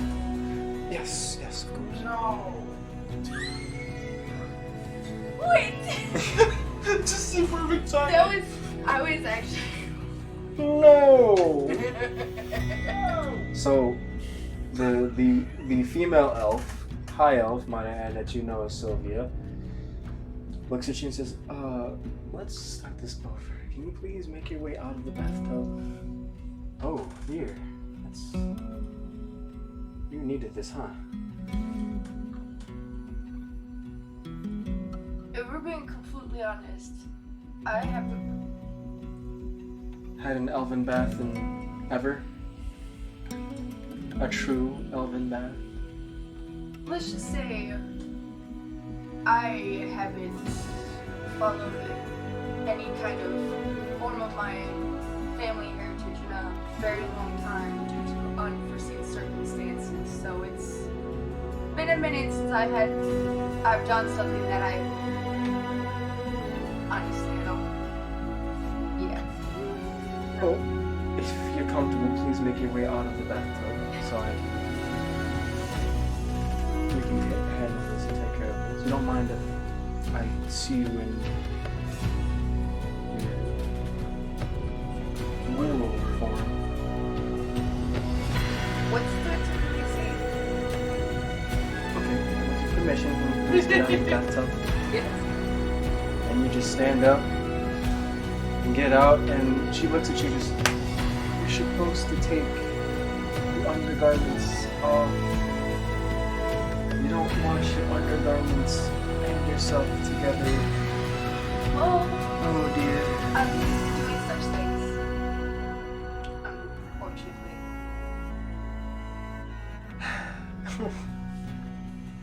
Oh my dear. We're going to properly take care of you the way the elves should have. And you get out. Alright, now please remove your undergarments. And you kind of reluctantly do. Oh, I was gonna feel like Zombie just eats that shit. Oh, just. Just there. Okay, now what? Okay, we're going to take your clothing now. Remember, she has no shame. She ate dirt in front of the guards and then looked up at the dude like, huh. mouthful of dirt. No shit. So, she takes the clothing and tries to wash herself with the water. Now, let us give you a proper bathing. She kind of just, you see her eyes glow slightly, and the water that was dirty now changes into a cleaner, almost boiling water for a brief moment. And then she says in Elven, ice and water, and the water begins to cool. She comes to you. Will you please enter the bath now? And she does a certain spell that pretty much removes all of the dirt, grime, and soap. Everything that was on you is now off, gone. It went into a small form of grass, which you can assume would be a tree. Now, Do it! Shit.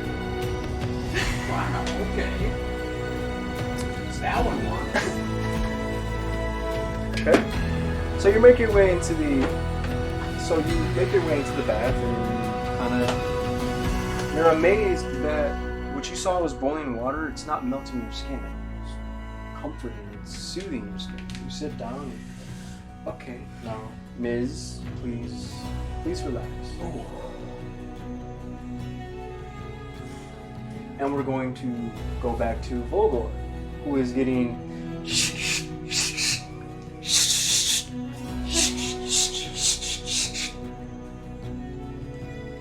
Almost done. This is... Whew. You've been taking that bear since the very, before he even made it to the shop, before I even took mine, you've been getting this shit. Yeah, they had to scrub them. The scales, the shit gets stuck on. And you just sit there. There's just little bug skeletons falling out from her scales.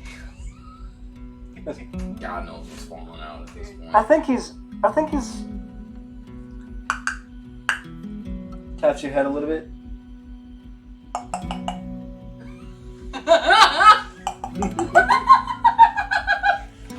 Roll a Constitution check.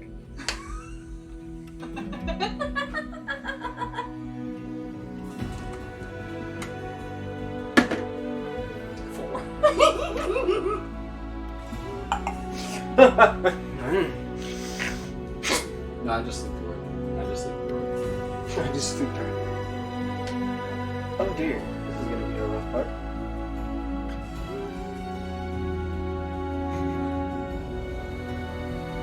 Sebastian.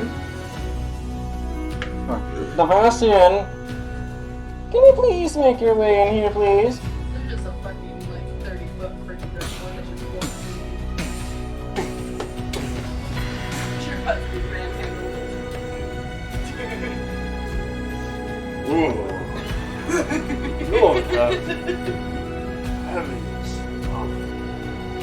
That is black with my shit. Yes. Can you please remove him, please?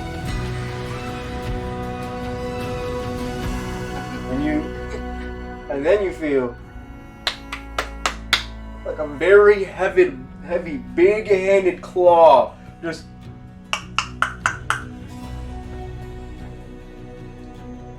And you finally,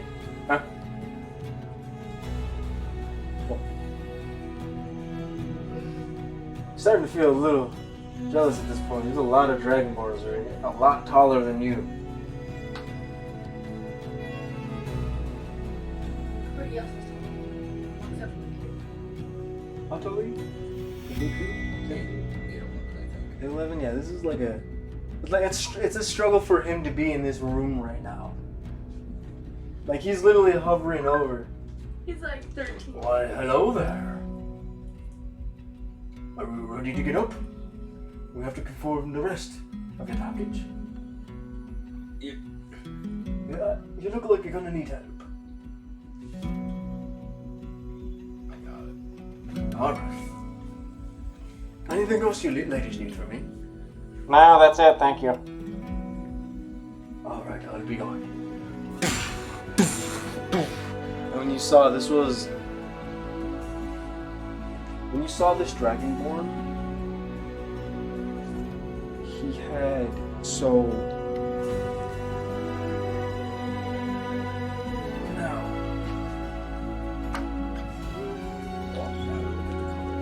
Yep. So this was a gold dragonborn with a bluish shine, along with a trim of silver, and on several scales you saw various form of gems, more specifically crystal, as he walked in. Finally clothed, of course, but looks back. Enjoy. And just keeps walking off. And you make your way out, and you see the acid kind of just... And it's so dirty from the amount of dirt you procured over the years. It has a rough time draining. Ah, Jesus Christ! Or the equivalent of the human god Jesus. Oh, Lord. Sir, what is your name? Mulder Blackfire. And one of their eyes kind of widen. Blackfire, you say? Yes.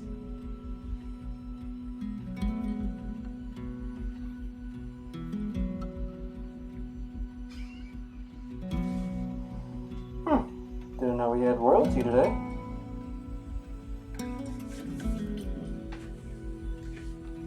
And I didn't know royalty was so goddamn or gosh darn disgusting.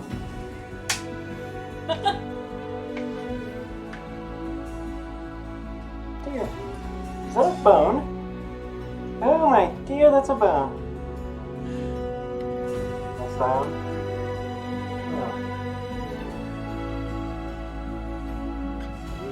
Yeah, you really needed this, don't you, bud? Yes. And it just...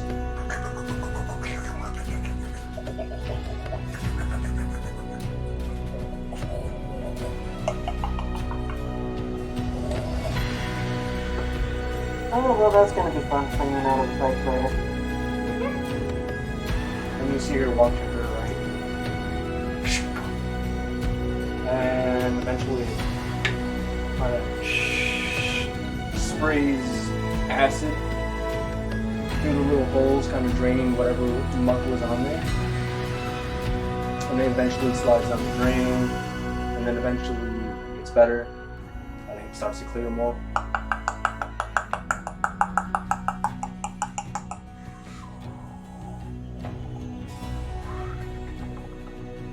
And it's finished. And then pulls the other lever, and you can see the bubbling acid begin to fill back up into this vat.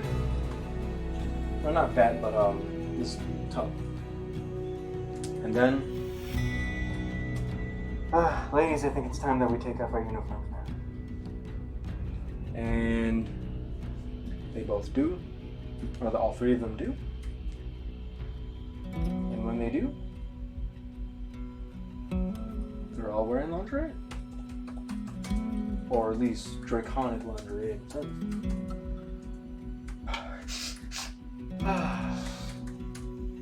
Alright, finally. I can breathe. Alright, Mr. Blackfire, can you please yet again make your way back into these wonderful bathrooms?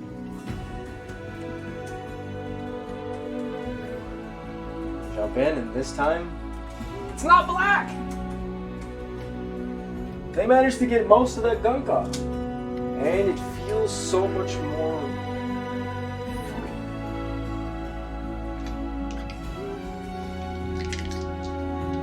So, yet again, this time, alright, grab the gold brushes. Now we'll go back to Rygar. Rygar, you make your way toward another one of Henry's, or leather shops, with Leandra. As you two are walking, Leandra states, he was an oddly nice fellow, but a little too forward. At least he gave us a lot of money for our pelts.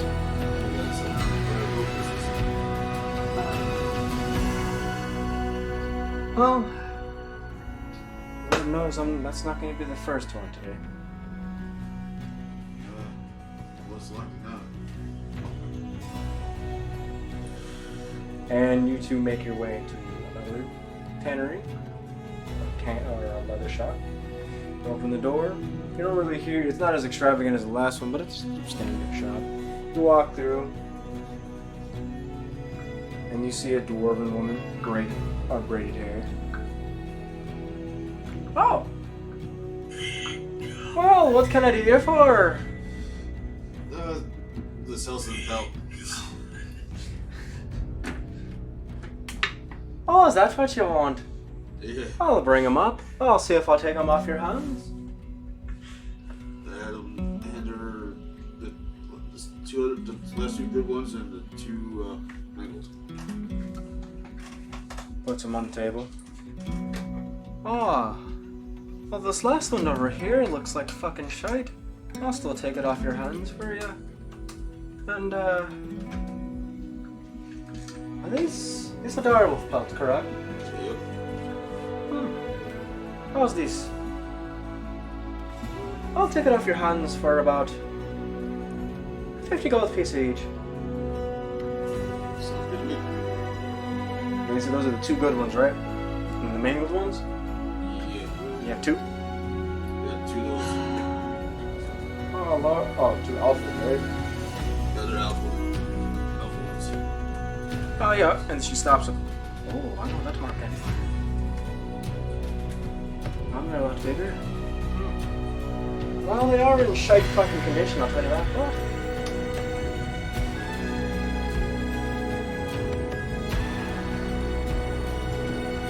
And she smiles. When she looks at you, she looks at the belt. You killed this yourself, right? Oh, like,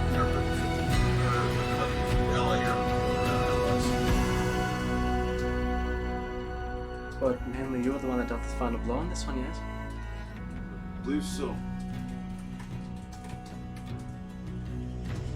And then she kicks back, kind of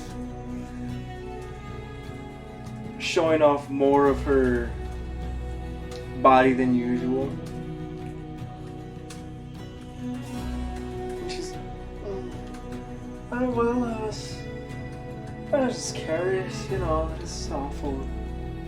Interesting things now, isn't it?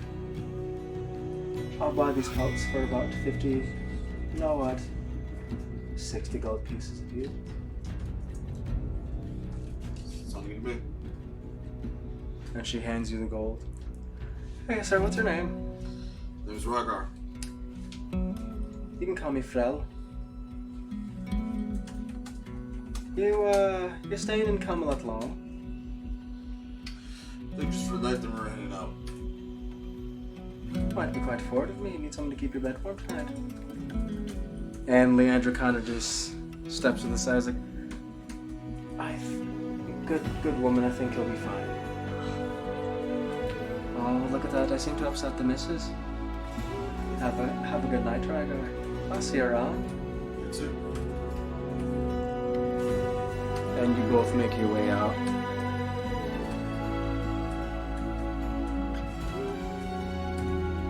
It's just an awful dialogue. Leander says, walking out.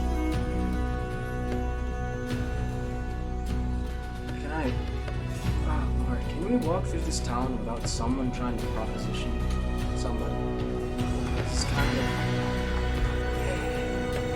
little Camelot, I guess. If you're happy, you feel like mating, you're going to be insistent. Yep. Can't go for Ah, yes. Is there anything else we should probably gather in our travels? We are in the merchant district after all.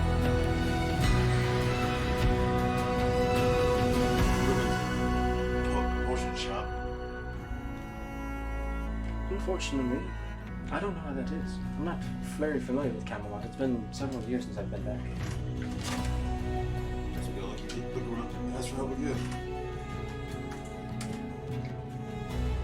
Okay, well, Larigar, you take lead on that one.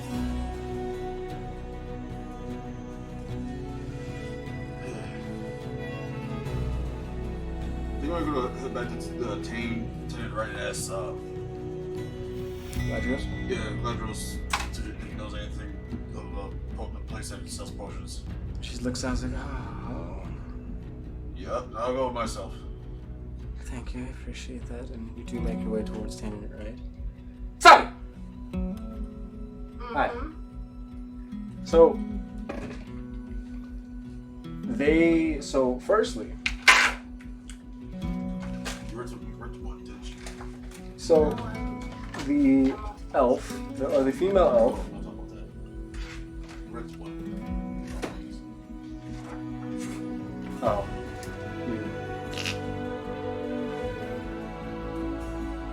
Which one? there's a couple in the bathtub, you know. No, so Sylvia, now with your permission, Ms. Lady of the Forest. She doesn't.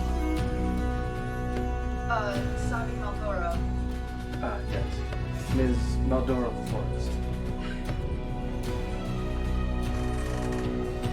Which you can gather, the reason why she said it's of the forest is because you're a wood elf, indicating that majority of wood elves live in the forest. Traditionally. Now, if you don't mind, I'm going to start with your hair.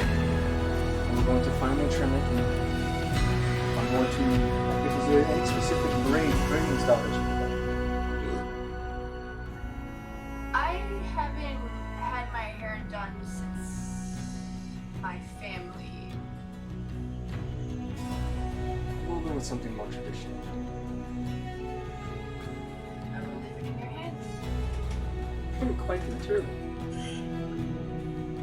And she rests her hands on your shoulders and says, "Now, Ms. Maduro, can you please..." And she gently nudges you, indicating that she wants you to push yourself down a little bit. And you're now you feel the water above your chin. And then that's when she takes a cup, dumps it on your face, takes a cup, dumps it on your hair, and she just continues to massage the scalp in a sense. And it feels very soothing and relaxing as she's massaging your scalp and brushing and trying to get the dirt out of your hair. The hair isn't falling into the tub, it's actually falling onto the floor. And, she's just combing it in a sense with her fingers and kind of just, "Now, Ms. Madora of the Forest, I hope I'm not hurting you at all."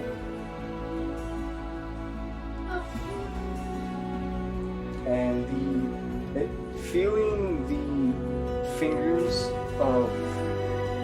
feeling her fingers is just, it kind of just touches in certain places or certain ways. It feels really relaxing, almost like you're being, like you're a child again being groomed, or at least that's what it would feel like. You can imagine. She continues to wash the hair, comb here and there, put some more water into the hair and comb, and then she explains.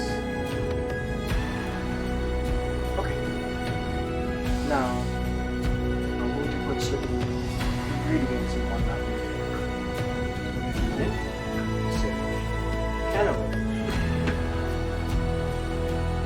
Got it?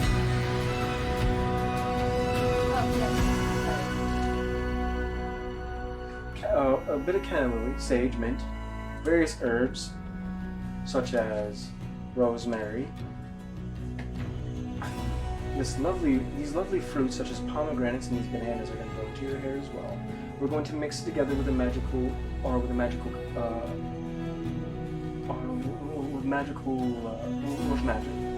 and then lavender to calm you. And she continues to rub it into your hair. What she does, she scratches the scalp a little bit. Continues to scratch the scalp, get it under there, right into the back of the neck, right behind the ears, right towards the forehead, wraps it around, pulls it through your hair, and she lets it sit. Takes 2 calming stones, puts it on your eyes. This is what you're just like talking, and then you're like, here comes something, puts it on your eyes.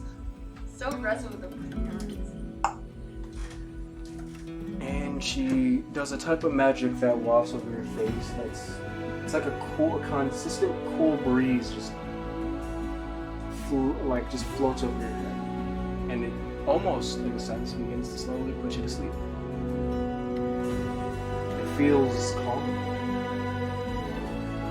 You're right now at this moment very relaxed. Logor. Now seeing these very, I guess you could say, lustrous dragonborn females, adorned and dressed in their intimate fashion. Stage. Are you ready for the rest of your film? And do us a favor, please turn around. And turns around. You kind of get on the thing, and you kind of just like, your arms are kind of just set like this, and you're just calm.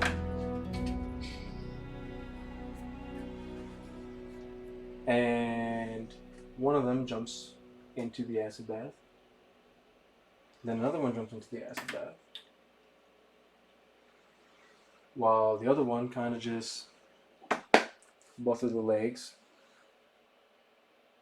presses her lower half to the back of your head and takes a stone and just kind of gently brushes your head. And you can feel it scraping certain materials off of your scales, but it's really soothing. It feels like there's been gunk on your scales for a long time. And it feels amazing, especially as it lifts the scales gently, gets underneath. Now the other two, they are taking their claws, and they're kind of just almost massaging your body in a sense by scraping certain parts of your scales, getting underneath towards the hide, and kind of just brushing up that dirt. One on each bicep, or one on each. What starts with the biceps, then the triceps, goes towards the chest, and it's just they continue almost nurturing you in a sense. You also notice that their clothes kind of burn away.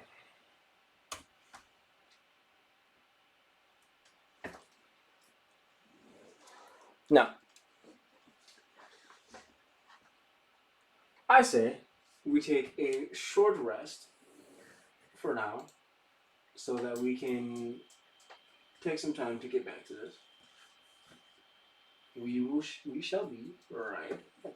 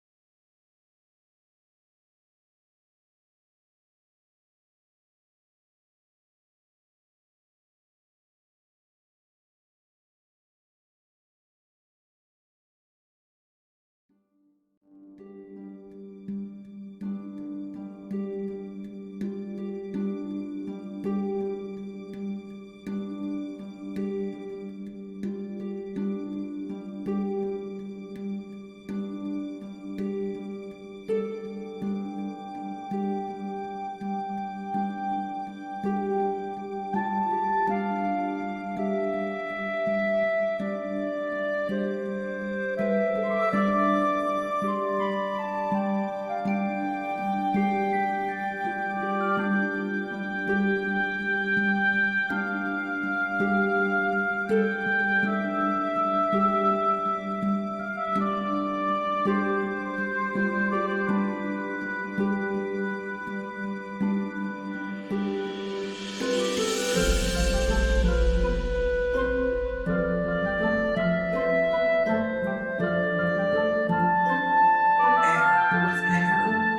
I would like to stay in that building. I would love to because it's so big. I'm like, dude, I could literally build. I already have it ready to set before I just need the money. Unfortunately, I'm too broke to rich right now. I have an entire castle clay set, and it comes with over 5,000 pounds worth of clay, wiring, sticks, all this stuff to make this giant castle. Dude, I'm like,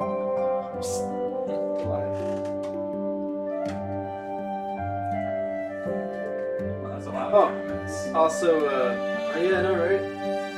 Destiny Gambler 1. I don't know who Destiny Gambler is, but we're about to show yourself man who I got eventually. Well, thank you, Miss Destiny Gambler, for paying attention. Unfortunately, I don't have a map set out right now, but you will eventually see what's going on. So, where we left off before we left for break. Oh yes, who did we left? One of them getting clean. One of them getting cleaned. Yes. So one of the players, well, two of the players are getting cleaned right now, while the other one's going back to Tanning It Right, which is a tanner shop in Camelot. Yes, the city's called Camelot. So we're gonna go back to Rygar. Rygar, you and Leandra make your way back to Tanning It Right, and you walk through the doors, but Leandra kind of stays outside because she doesn't feel like getting flirted with again. So you walk inside, you enter, and you hear the bell.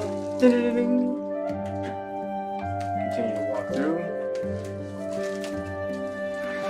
and Pelagios, this time instead of waiting, just kind of. Ah, yes. Oh, Rygar. Yes, I was wondering, where is the potion shop located here? Ah, yes. Well, in the good old city of Camelot, there's various potion shops throughout the town. Some are hidden through back alleys, and others are here in our wonderful merchants district. In the merchants district, it's expensive. In the other areas, it's a little more cheap, but depends on what you're buying. But I can guide you to a shop here and there. If you travel a bit west, about 20 buildings and a little bit to the right, it should get you there in about roughly 5 minutes. You will enter, the shop's name will be Potions and Everything.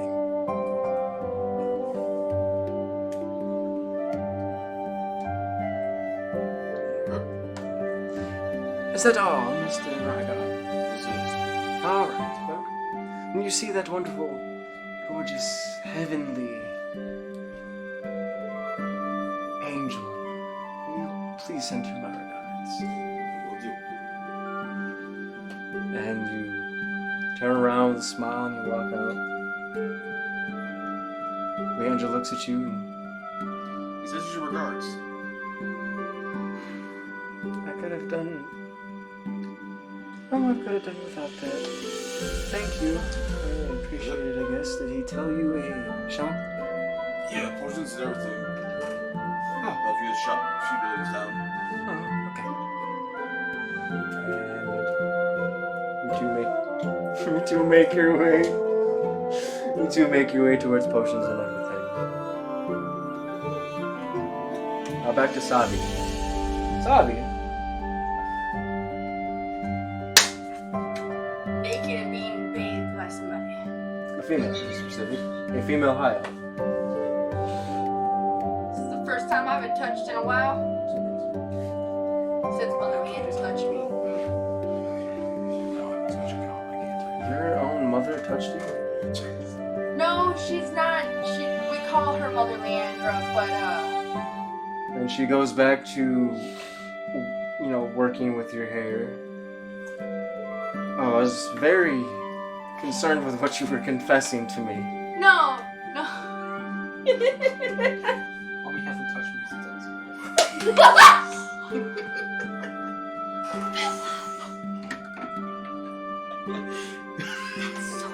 It's worse than when he touches it like it's a child. Well, one of y'all going to hell, and it sure as hell ain't me. So, Hey, you were talking about a random child. Yeah, you're like he's touching it gently like it's a child. I'm like, the fuck? yeah, because you're supposed to be gentle with children. Yeah, Fuck! wait, you're sitting there doing like petting him. What is he doing? Grooming the child? He's Oh just my petting God. It, like, good little boy. Yes. Yeah, okay, whatever. Alright, Pass your sense to the audience. You know what? Yeah, no, I'm not. Listen, what I said may have been messed up, but I think Volgor takes the cake here. That was way.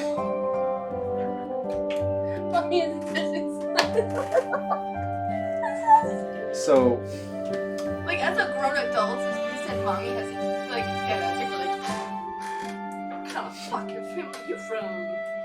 so then after she finishes with your hair, she scoops a cup, or she scoops a small thing of water and gently pours it over your hair, and continues to do that and lets all of it wash out. And you can feel the gunk and the dirt wash off of your hair down onto the floor into what you can perceive to be as a drain or an area for the water to go. Wait, now I wish I had somebody to fucking massage my hair. And then Get my cat to do it. And then she combs it,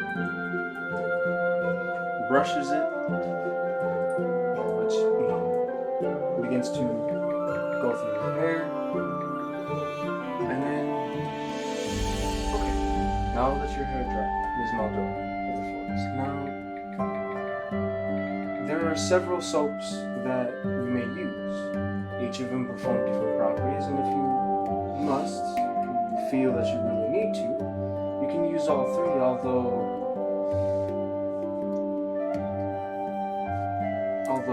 I'm not 100% sure you want to do that exactly, but I'm not going to tell you what you can and cannot do, Miss McDowell. And if you would like, if you really must, I can bathe you myself, or you can bathe yourself. That is your choice. I'm fine with either or. The reason I'm not used to bathing is because, in all honesty, and I will share this with you in the utmost of confidence,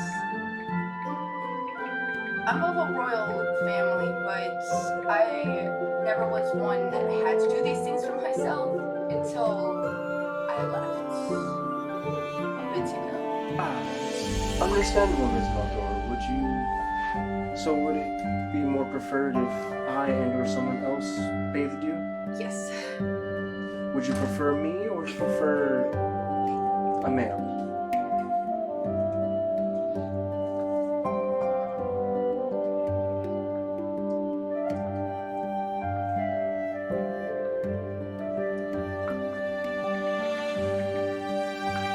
Gender is not an issue either way.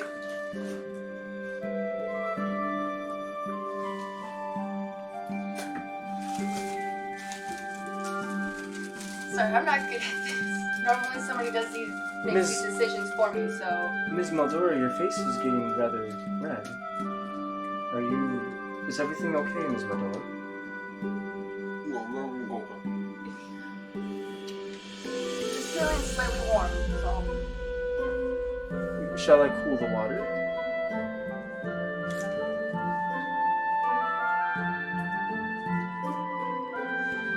You then begin to feel the water slowly get colder, almost to a slight uncomfortable temperature. Is that fine, Miss Motora? Shall I make it colder?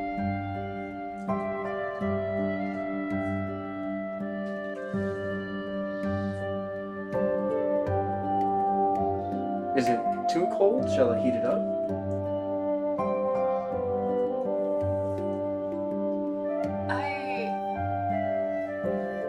Whatever you prefer, just hurry if you would. Are you Sabi immediately tries drowning herself in the tub. Your hair is... She kind of just pulls you up. But Ms. Maldora, your hair, it needs to dry.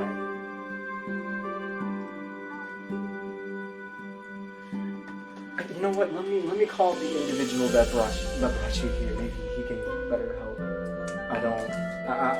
I'm sorry if this is a little new to me. I'm unsure of what to do here.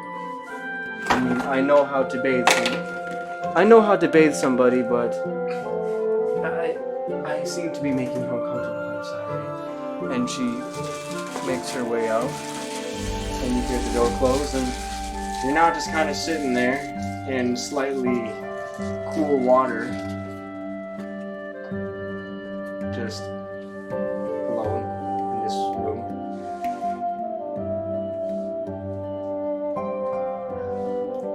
Feels slightly as if you made a small fool of yourself with it.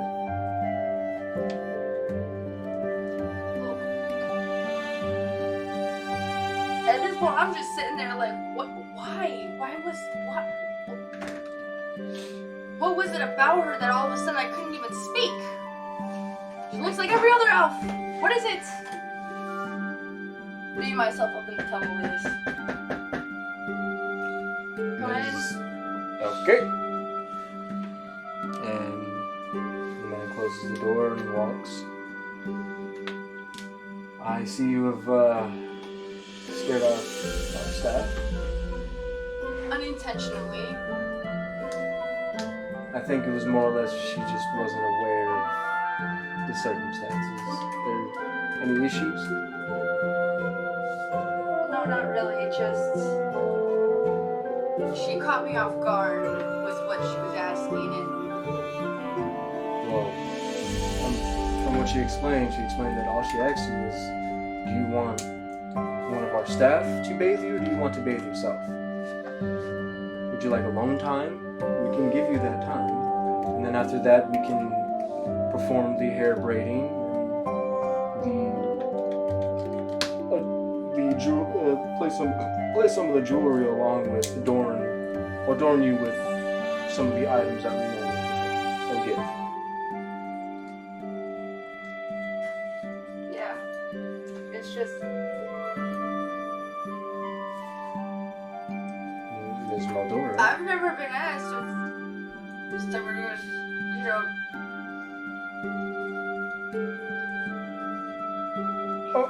So for someone of royalty, you've never been asked if you want to be bathed? It was always forced upon me by my family. It was a thing. At the time, it was an instantaneous thing. Quick, one done, and then you were tossed out like a show prize. Less, oh, is this how you want it done? Less, how would you like this? Would you like that? And it was Oh, Ms. a Maldora. little overwhelming for me because I'm used to. I understand now. You must have been of the poorer variety of love. No, I don't mean to offend you. It's just normally in the higher class of wealth, they always have the choice to... They're normally given the choice if they wish to be bathed or not to be bathed. A lot of the times it's a very lengthy and very special treatment for how baths go. There's adorning, there's magic ceremonies to be performed, but since we're not doing that, we're more or less just going to be doing the adorning, the braiding, also various placement of jewelry, and various ingredients and whatnot placed upon the skins to enhance the magical and physical properties of. It was more of, if I may interrupt, it was more, I wasn't seen as equal to the rest, even though we are close relation to the royal family. I was seen as something other than high class. So, I was treated less than what they were. So I'm not used to being treated as what I am, or what I'm not. Understood. Now, Ms. Meldora, I'll ask you again. We want this to be your very best experience. Would you like us to bathe you? Or do you wish to be bathed yourself?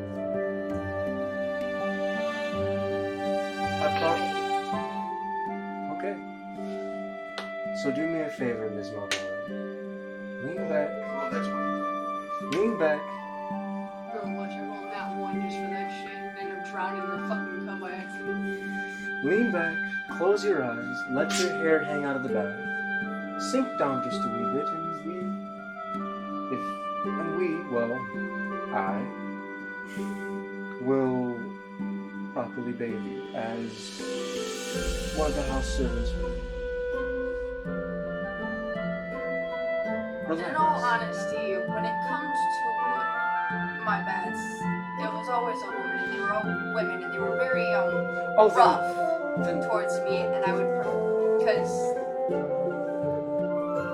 I believe as a woman I should know how to handle such things and such roughness. I assure you we're not going to treat you roughly. You're a guest in our house. We would like to take care of you. If you would like, I can grab one of the women to bathe you instead of I.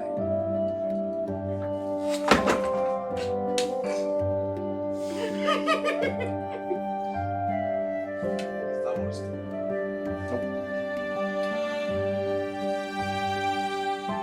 You shall do for now.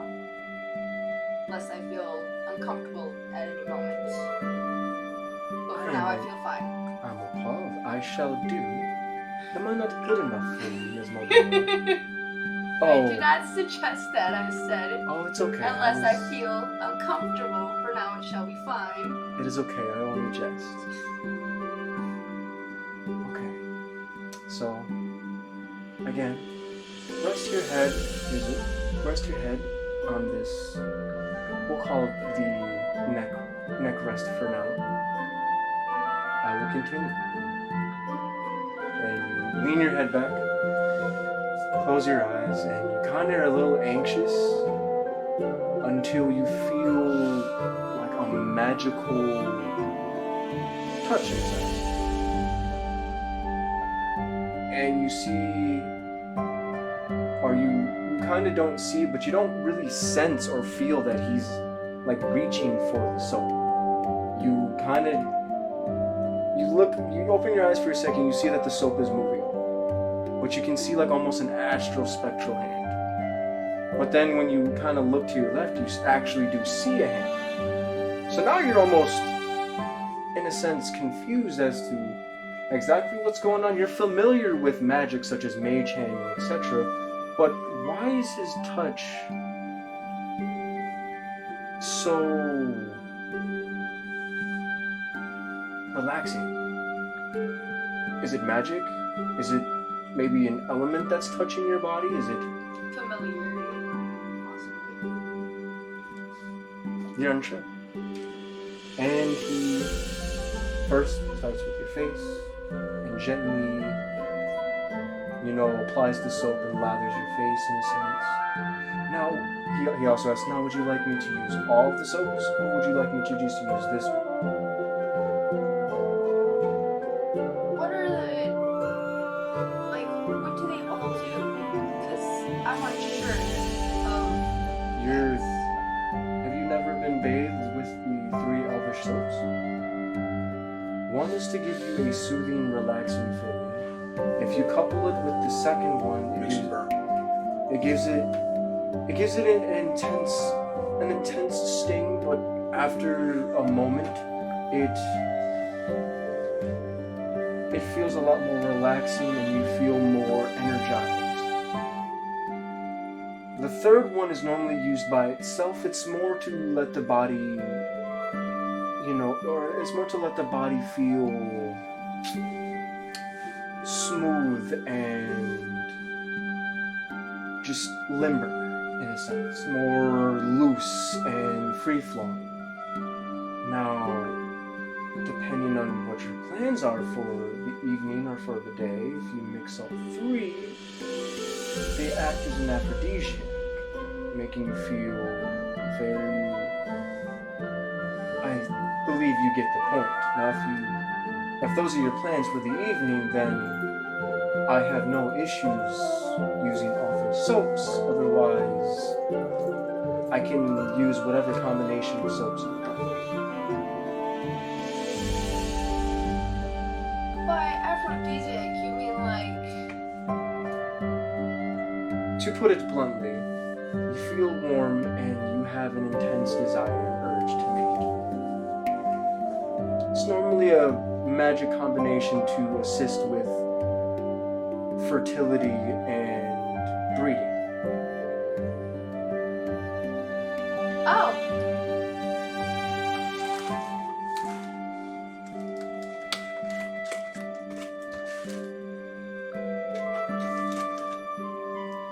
Please don't fall.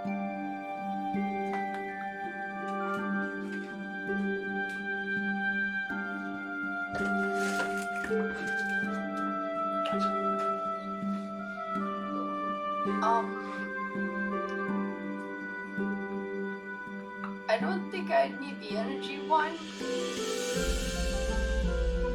Nor do I need wood and that's either. Oh, so you would just like the main one that I'm using, the one that is currently relaxing you at the moment? Yes. Okay. And it kind of, you kind of taken off guard as he's explaining this so calmly. This is not something that you're used to, especially to talk about things as intimate as sexual encounters and enhancing a sexual desire so openly is... Yeah, especially when how I normally react with fucking Lucius fucking talking around. I'm just like, oh my god. Every time I hear about her. Ah, yes. Well, I will continue then. And he, with the magical hand, the astral hand, he, gently rubs the soap and lathers your face, your neck, your ears, behind the ears, from behind the neck, and tries to get as good as he can. Then he also, with his other hand, kind of uses his fingers to kind of rub it into your skin, specifically, and you can really feel the soap lather into your body. He takes some water and, lathers, or, rinses off. Really good. He said rub it into the skin. That means everywhere. Definitely through that. And then he takes an arm, does that, or he washes that one the same way. Another arm, gets towards your back, lifts you up slightly, exposing your upper body, rubs towards the stomach in between the breasts, and kind of doesn't necessarily rubs over your actual breasts. Kind of stays away from that. Legs, feet, pretty much everything except for your pelvis, and he does indeed get your rear end, and lathers around the rear end, massaging as best as he can, and then asks Ms. Maldor, with permission, I will now clean your reproductive parts.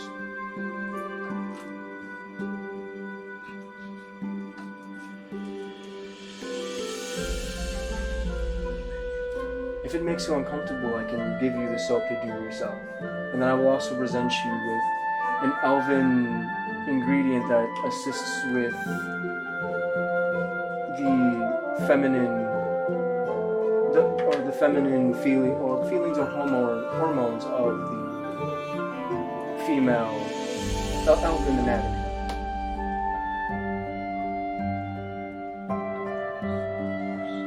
Just taken back by by how straightforward you're being about such things is all. I'm just glad you haven't asked me to fuck you. Sir! You'd be surprised. I'm an...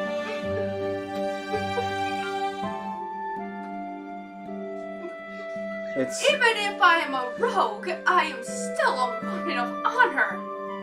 yeah, so are most of the nobles that come here for a bath, yet still get asked for such unadulterated or If I was going to do that, I would have followed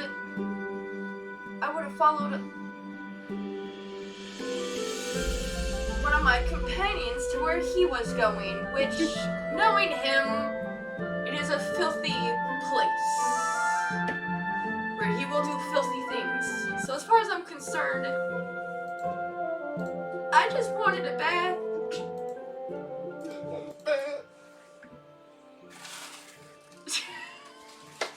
Make fun of the way I said bath. Yeah.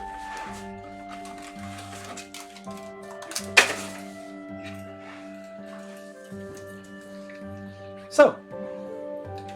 Yes. So it's not uncommon. It's actually a little too common if you ask me. But yes, if you would like, you can wash your reproductive parts yourself, or I can. You can. I'm okay with that. Just Are you sure? refrain from suggestions or such blunt remarks of such intimate things with me. Understood.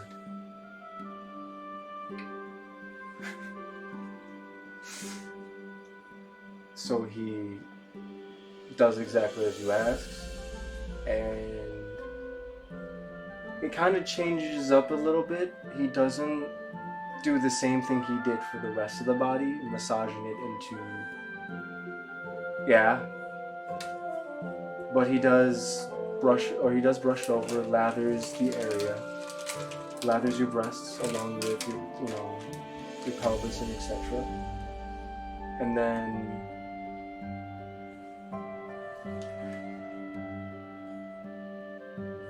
shows a small, almost looks like a sugar scrub or some form of scrub. It's a substance,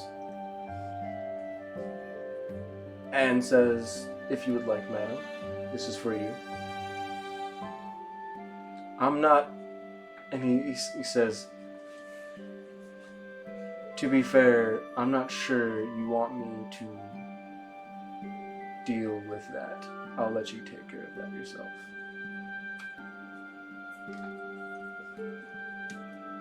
If you're curious on what this is... Yes. And he motions it towards you. Just tell me what I need to do and turn around. Well, it's as I would imagine with most cleaning. As most cleaning, it's, you rub it around the area and enter it inside your female reproductive parts.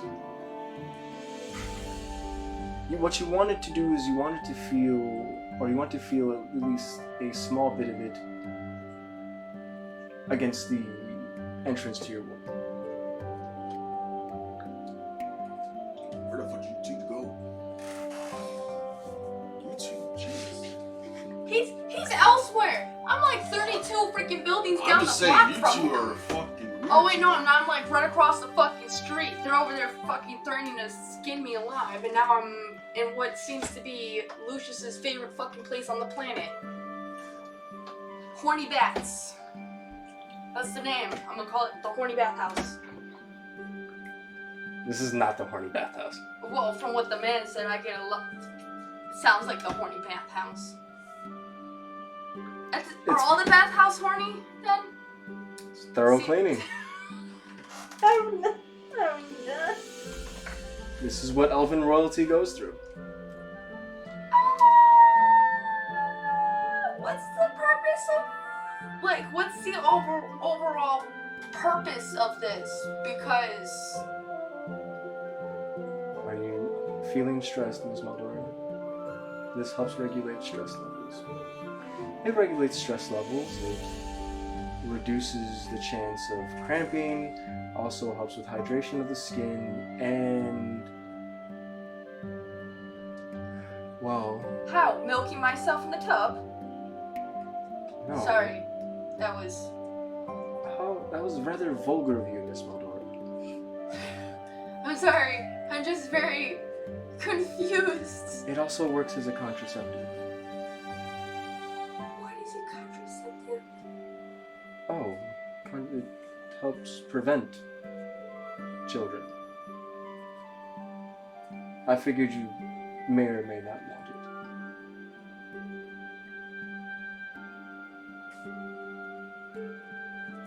Not indicating I wouldn't want you to breed and have healthy children, just I'm not necessarily sure. Now I'm. Okay. How much would you say would be used to completely eradicate all fertility? If you want that, you might want to go to a different place. Okay. Just curious. Didn't want to use too much. Was just like, if it does that, then should I be concerned about it doing that? Oh no, it's just. That was my question. That's. I mean, it might feel weird if you add too much, but that's besides the point. That was the only concern. And I gave you the correct amount.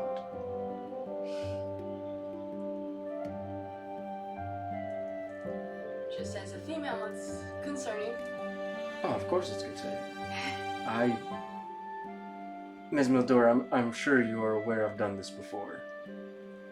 And the difference is most of them don't ask to do it themselves. I'm definitely gonna do that. So thank you very much. I would just like that you would turn around so I'm not. Already done, madam. And he turns around. Now we go back to Volgor, who's being felt up on by, well, not necessarily felt up on, but having his scales scratched into by two Dragonborn females and his head being rubbed. Sounds like the beginning of the Lusty Argonian. No, that's a different story. So, Is that what we're gonna tell? You're gonna tell that to us later? I want to hear about the Lusty Argonian. no. And you feel your scales peel back, and it's fairly soothing to feel the scales on your face, your head, some are on your snout. All of it just feels relieving and relaxing. Even the stone that's scratching against your scales feels nice. Then they add product or various items and ingredients to help clean with the various cleaning products to aid with cleaning your scales.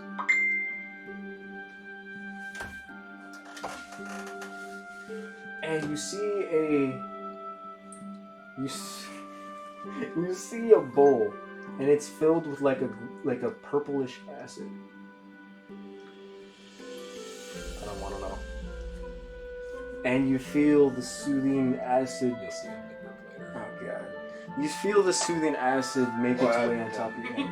As soon as I saw it, I was like, I get it. And you feel one of the Dragonborn hold it above your eyes and say, "You might want to close your eyes for this. You might want to close your eyes for this, Mr. Whelp." And rubs it all along your head. They lift you up a little bit more, exposing more of your upper body. Rub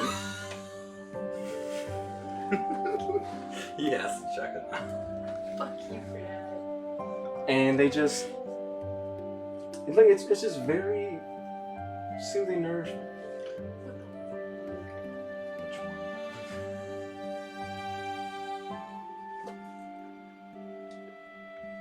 Okay. So, and they continue to. Oh, I saw that. They continue to lather your body and rub it along your arms. Try to get inside of the scalps, or the scales, inside to where the hide is, and they really do a thorough cleaning. Then they get out after they've cleaned most of you. Then they tell you to get out. When they do, or when you do, you get out. They pour various, what looks like to be spices and other flowers into the acid, and it turns a reddish purple. A bubbling reddish purple of acid. And then, after seeing you get out, some of them look down and look back at you and tell you to lie on the floor. On your stomach.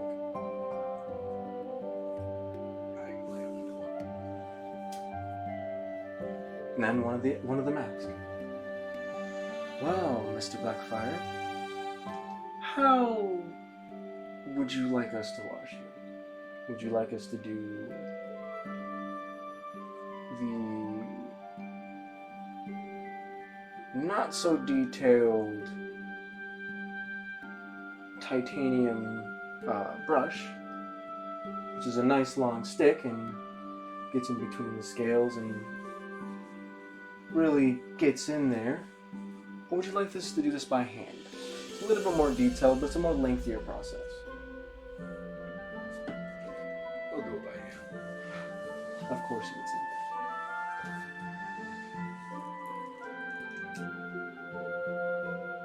You lay on your stomach, and they almost like they're wearing some sort of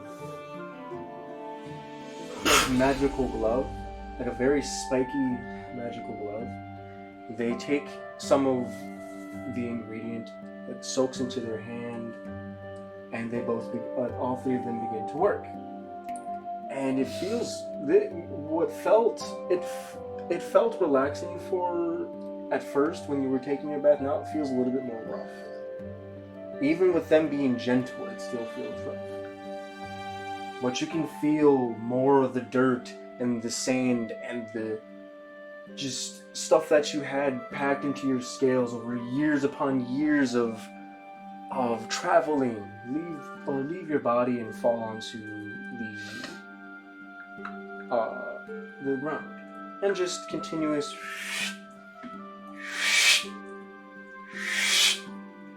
and it's it's just a little bit, it's mildly uncomforting, as it's like you can feel it on your thighs, you can feel it on your calves, your back, your ass cheeks, your shoulders, behind the neck, and you can feel it. But after a couple minutes, it immediately goes from a uncomfortable scraping to a very soothing like scratch. Like, shit. Oh. To a very soothing scratch. And it's almost like that feeling where you finally hit that spot where you get that scratch.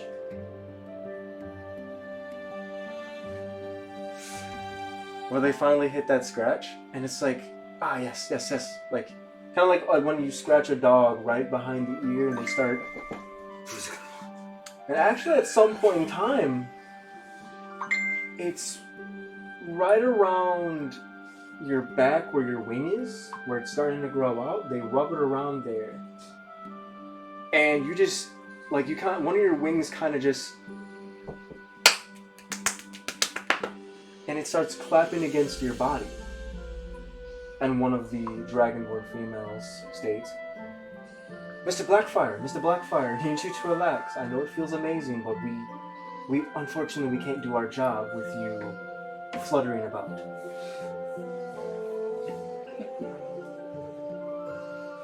And they kind of shy away from it, and they continue to rub more, and then they stop. And then all three of them pick up a bucket, a stone-like bucket, fill it up with the bath water or bath acid, and very gently pour it onto your back, onto your thighs, and you can feel the corrosive acid just make its way through your scales and through your body, and just brushing away everything that was just, if there was anything left, it was washed off.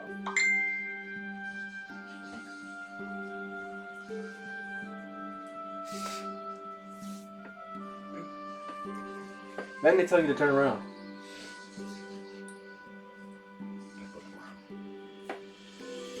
And one of them stops and says, "Oh, that looks like a black fire to me."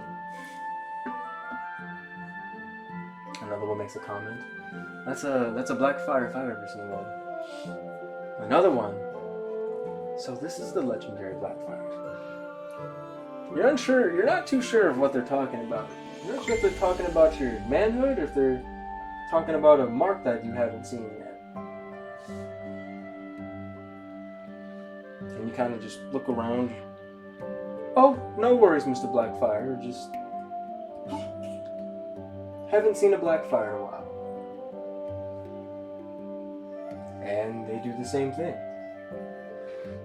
And at first, again, for a couple of minutes, it's a lot more painful on the front than it is the back, mainly because there's a little bit more, you have some more sensitive areas in your front that you've noticed than you do in your back. But then after a while, it's, again, soothing. All of the dirt, the crud, some of the dried blood begins to fall off, some of your own dried blood comes off. And they really like a very gentle, soothing massage all throughout your body. The only thing they don't touch is your manhood. They'll go around it all day, but they will not touch your manhood. They'll go around it. They'll go hard. Oh, look at that! What's that? We got someone following us. So, after some more time, yet again, after feeling the amazing scratch under the chin, they again take the two buckets, pour it all throughout your body, it falls into the drain, and you feel freer than you have ever felt in your entire life. Yes, back at home they had an acid bath, but not as detailed, as amazing, and as exfoliating as this one. And one of them states, "Now, Mr. Blackfire, we avoided your manhood because we won't touch that without permission."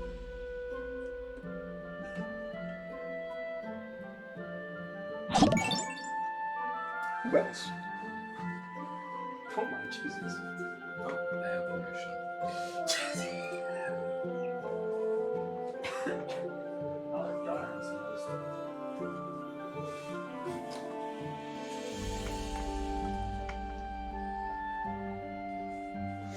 I see we have another one that joined us. Thank you for watching. Yes, currently the players of Rysing Development are in a bathhouse. No, it doesn't look like it, but unfortunately I didn't take the time to make 765 maps for the city of Camelot, so. But yes, most of the players are in the bathhouse, and another group of players are currently heading to a potion shop. So, before we get back to Volgor, we're going to get back to Rygar. Rygar, you two make your way along to the potion shop. After some time passes, you make your way there, seeing the activity in the streets, and again, looks normal. Looks like a standard commissary. You're still curious as to why you feel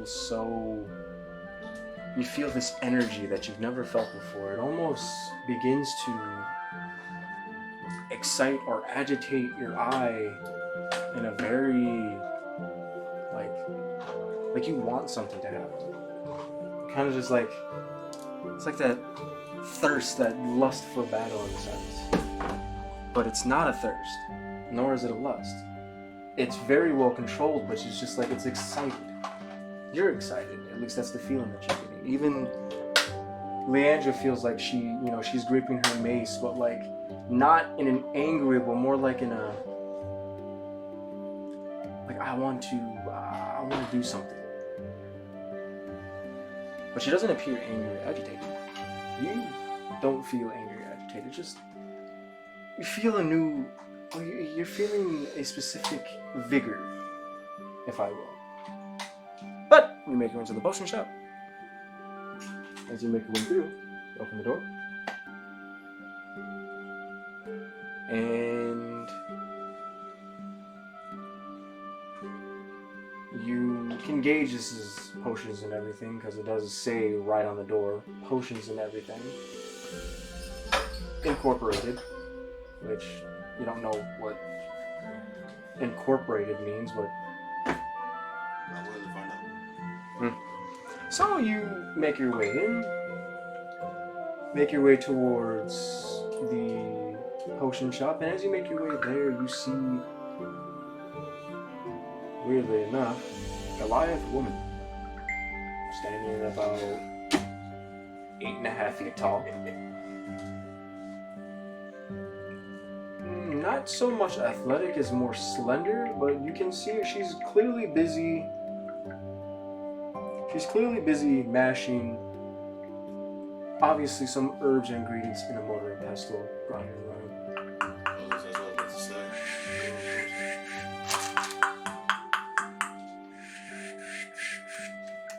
And as you're looking around, you can see all sorts of filled glass bottles. Some look funny, some look interesting. You see a red one, a green one, a blue one. You see one that has almost various hourglass figures. You have some that look like a skull, some that look like a horse. That one, and you look at one and you just shake your head laughing. It's one that looks like a penis. And you look at it, and you look at the sign, you what is this? What is this? It says, "Keep me up potion." You now put two and two together and realize, okay. And then you look around and you're actually amazed. You see some fairly huge glass bottles. One of these can, at the very least, 1.5 feet tall, almost, we'll say, as big as a table, or as wide as a table. Wondering, who's going to drink that? Why would they drink that? What is that for? And you just see,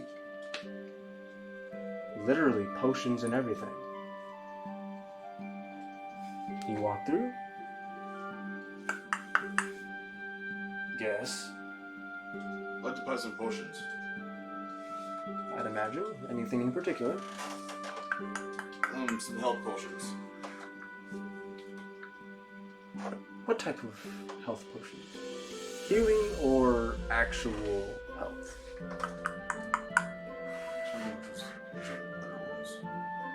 And then she picks up this little mortar and pestle. You see she has almost what appears to be like an alchemical setup nearby. And then just a little small amount of fire appears in her hand. you see what almost looks like you're unaware of this contraption, but it's new. It must be used for alchemical reasons because that's what appears the setup is. You see various glass tubing and whatnot all just kind of flowing around. This looks like this would be an intellect's shop more than just a simple herbalist. And she lights up various other points of the alchemical set, and after some time she waves her hand a bit, and some of the water and liquid that is inside of these glass objects begin to kind of simmer. Some boil, some just heat up in a sense. And then you also see what looks like to be steam or vapor coming from one of the steams, going through a small little tube and dropping into another glass object. She puts it into the thing, or puts it into the beaker. It heats up, turns green with a reddish hue. She mixes it together with another glass object. And any healing or health potions specific? Are you looking for healing or actual health? Healing. Health. Okay. Health is immediate. Healing's over time. Health is less effective. Healing's more effective. We'll look and see what you have, and we'll look maybe a mixture of both. Okay. And there's no other potions that you're looking for, because I have honestly a lot of potions. What we're planning on doing, we're reading some of this. Let's just go with. Okay. Well, I'm actually brewing up one right now. As you can tell by this wonderful setup, I'm attempting to perform something that really hasn't been done before. I've done it with a couple potions, and it seems to enhance the properties of the potion. If you're willing to wait a couple minutes, this will be done shortly, and... We're not in no rush. Oh, okay. And after some interactions, she, almost without your permission, just begins explaining this entire alchemical setup. She explains, yes, this is for heating up I heat up the water in such a set. It boils. As it boils, I'm going to take this, I'm going to pour it into here, into this little small tube.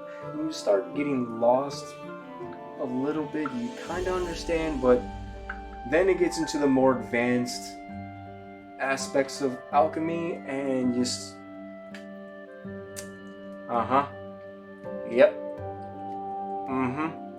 And she keeps explaining, this goes here, flows through here, concentrated to a concentrated amount, and here it's supposed to enhance it, but I'm not 100% sure. I've tested them, but I have no idea. With my fortitude, maybe with somebody else, who knows, it might rip their stomach open, I have no idea. And then this over here is supposed to not necessarily enhance it, but fine-tune either the healing property, or depending if it's a poison, it might actually make it more effective or less effective, depending on really what I'm trying to do. And as you're just standing there, and finally, after she's done talking, and well, it finally finishes dripping. Well, I'm done. So, since this is an experiment, I will charge only 30 gold for it. This is at least the chemicals that I used for it, or not the chemicals, the ingredients that I used for it, and with how I treated it. This would probably be I'd say a greater healing potion, but it's been experimented on, so I'm not 100% sure if it's going to act like a greater healing potion, if it will act like another potion, or if it'll be less effective than a greater healing potion. I'm not 100% sure.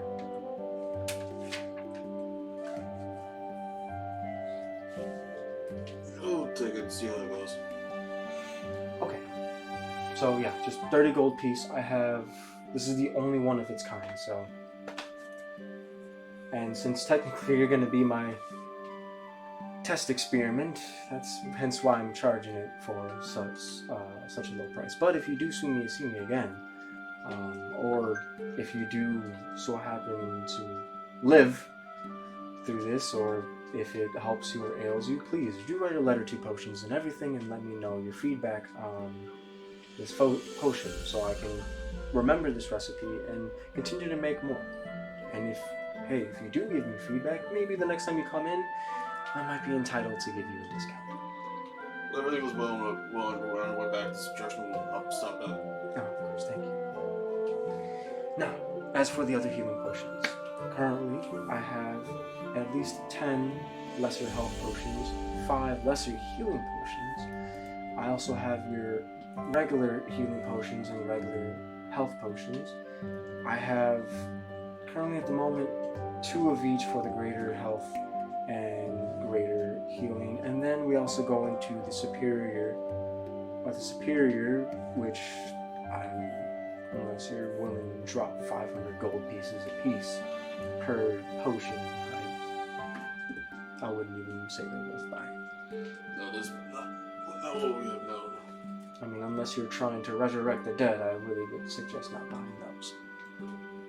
But yes, what can I sell you? Take a few of the regular ones. A few of the regular? Yeah. Yes, okay, that'll be... Do you want healing or health? Mix of both. How much of each? 2 of each. 2 of each? Okay, so the health potions, and she slides them forward. The regular health potions will be about 40 gold pieces each, and the healing potions will be 50 gold pieces each, for a whopping total of 180 gold pieces.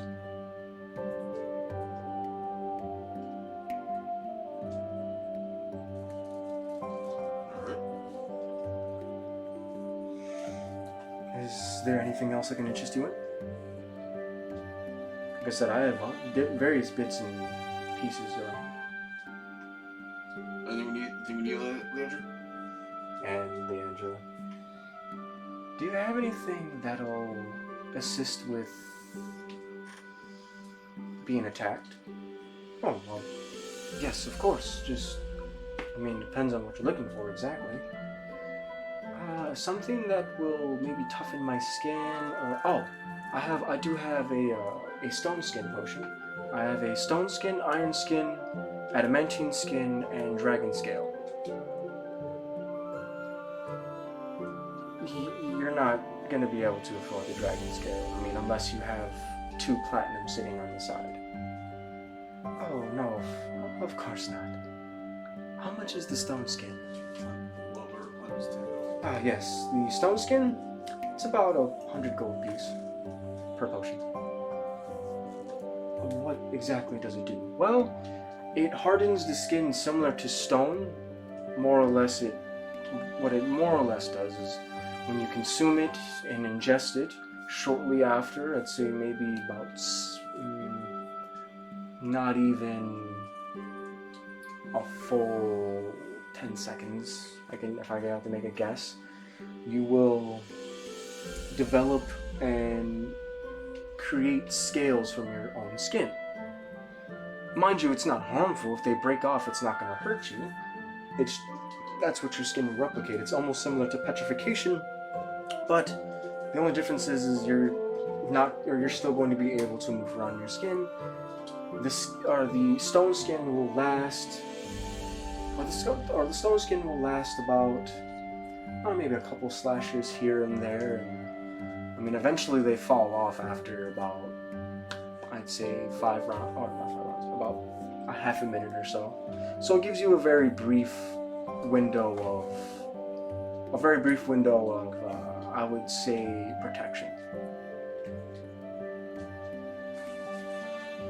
If that is what you're interested in, I can sell you one. And Leandra kind of just, oh my god, what do you think? How much are those again? 100 gold pieces, or 100 gold pieces a piece. Probably get a few of those for, maybe 1 or 2 of those for people that, for Makira and everything. Understood. So you would like 2 or 1? I'd like 2 so far we can cover Makira and Gary. Of course. And she slides him over to you. And Alright, that'll be about 200 gold pieces. And then you pull out your coins, slide them over. Is there anything else I can interest you in? Earlier I saw you eyeing the Keep Me Up potion. Does that interest you? No? No. Understood.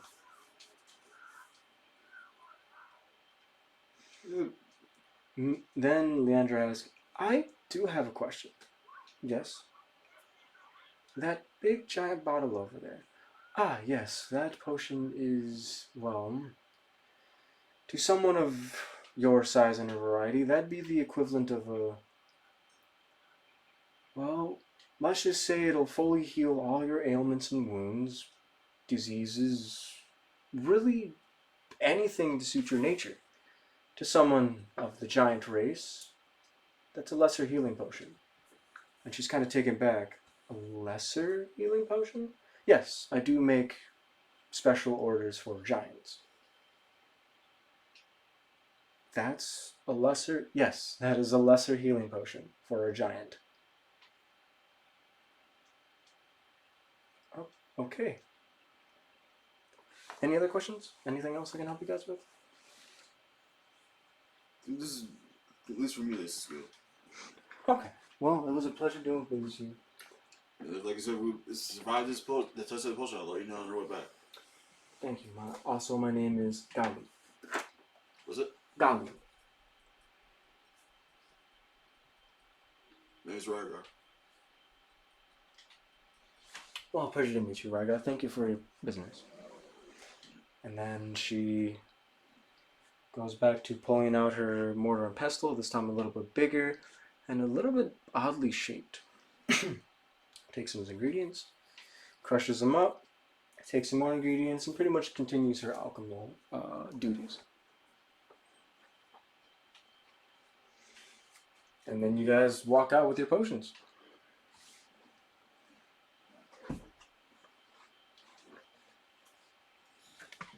Leandra, as you walk out, well, is there anything else that we need to get done today? Or could do? Anything else we need for this quest? Well, we did spend most of our gold already. Oh, we still got 555 left. Of what we from selling it from that. Fair. Just trying to think what else we need.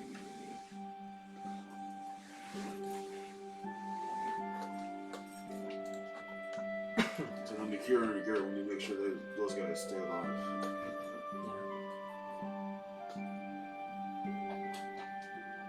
Pretty much everyone's gonna handle themselves. For the most part, yes. Although, I'm not sure if the items will help us more or less as the teamwork might want to be our main focus. I believe teamwork above all should be the heavier focus. I've noticed a lot of our teamwork faltering in a sense. At the very least, there are a lot of things that I've noticed as one in the military that would easily allow an enemy to assist with flanking us or breaking our rank and causing us to suffer more casualties than we do. Yeah, the last one with the wolves, that we were surrounded by that one. Yes, of course. That is greatly understood. Just from my own personal opinion, if we're ever attacked like that, just a suggestion, might be better if we stick close together. At the very least, if we created more of a fighting, more or less of our actual fighters in the front, while the rest of us hung back and the more ranged stay more in a safer area that will allow them to perform, well, what ranged missile fire would do. Yeah, I agree with that. That's just my own personal opinion.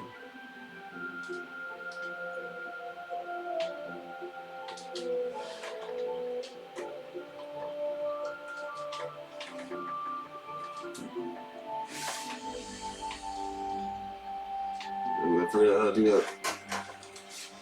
It'll take time. I think just as we all gain companionship within each other or within the group, and we learn our weaknesses and strengths, I think we'll excel.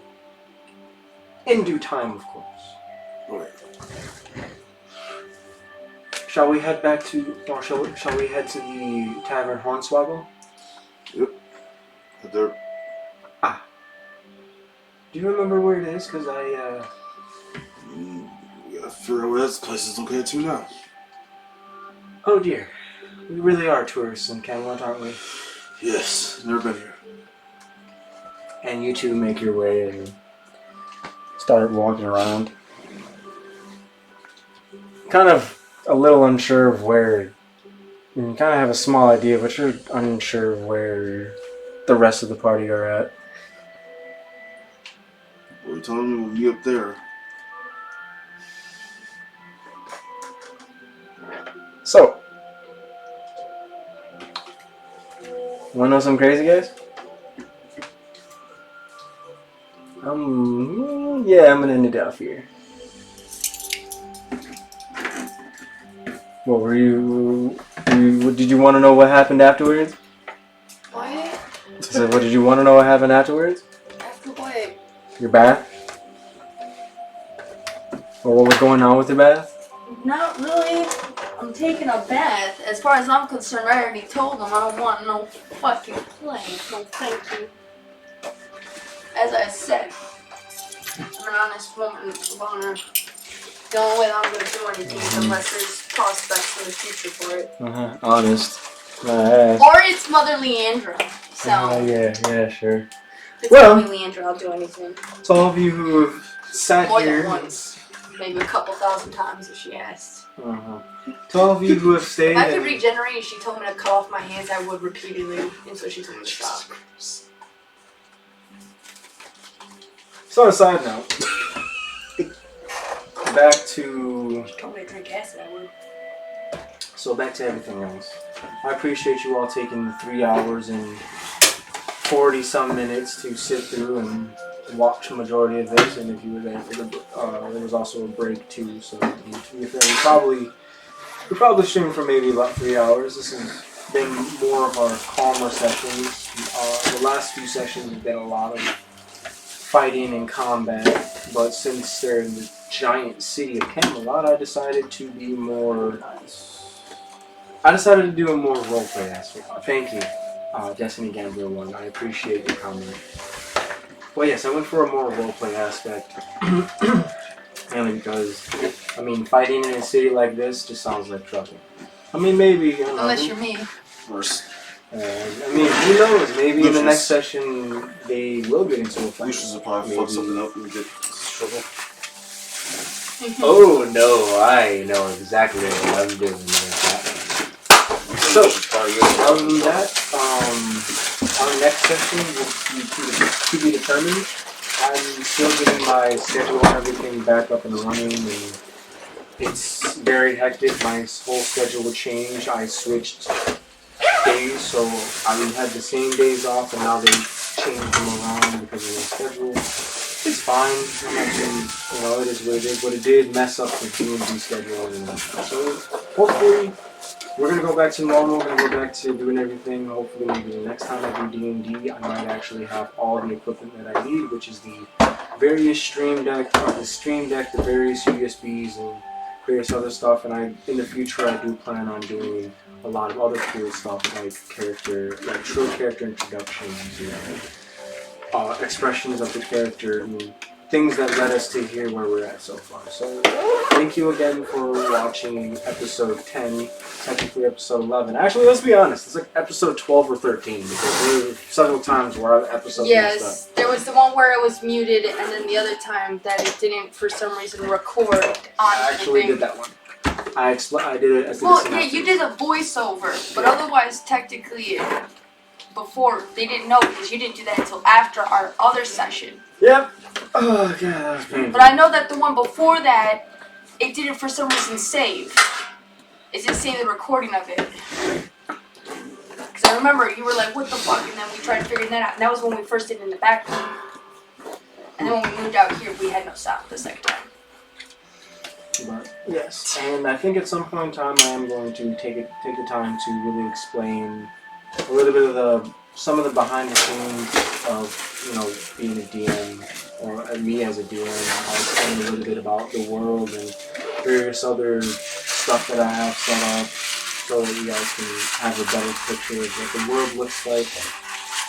And yeah, we'll go from there. But other than that, I wish you all good morning or good night, depending on where you are. And I hope to see you in the next one. Thank you.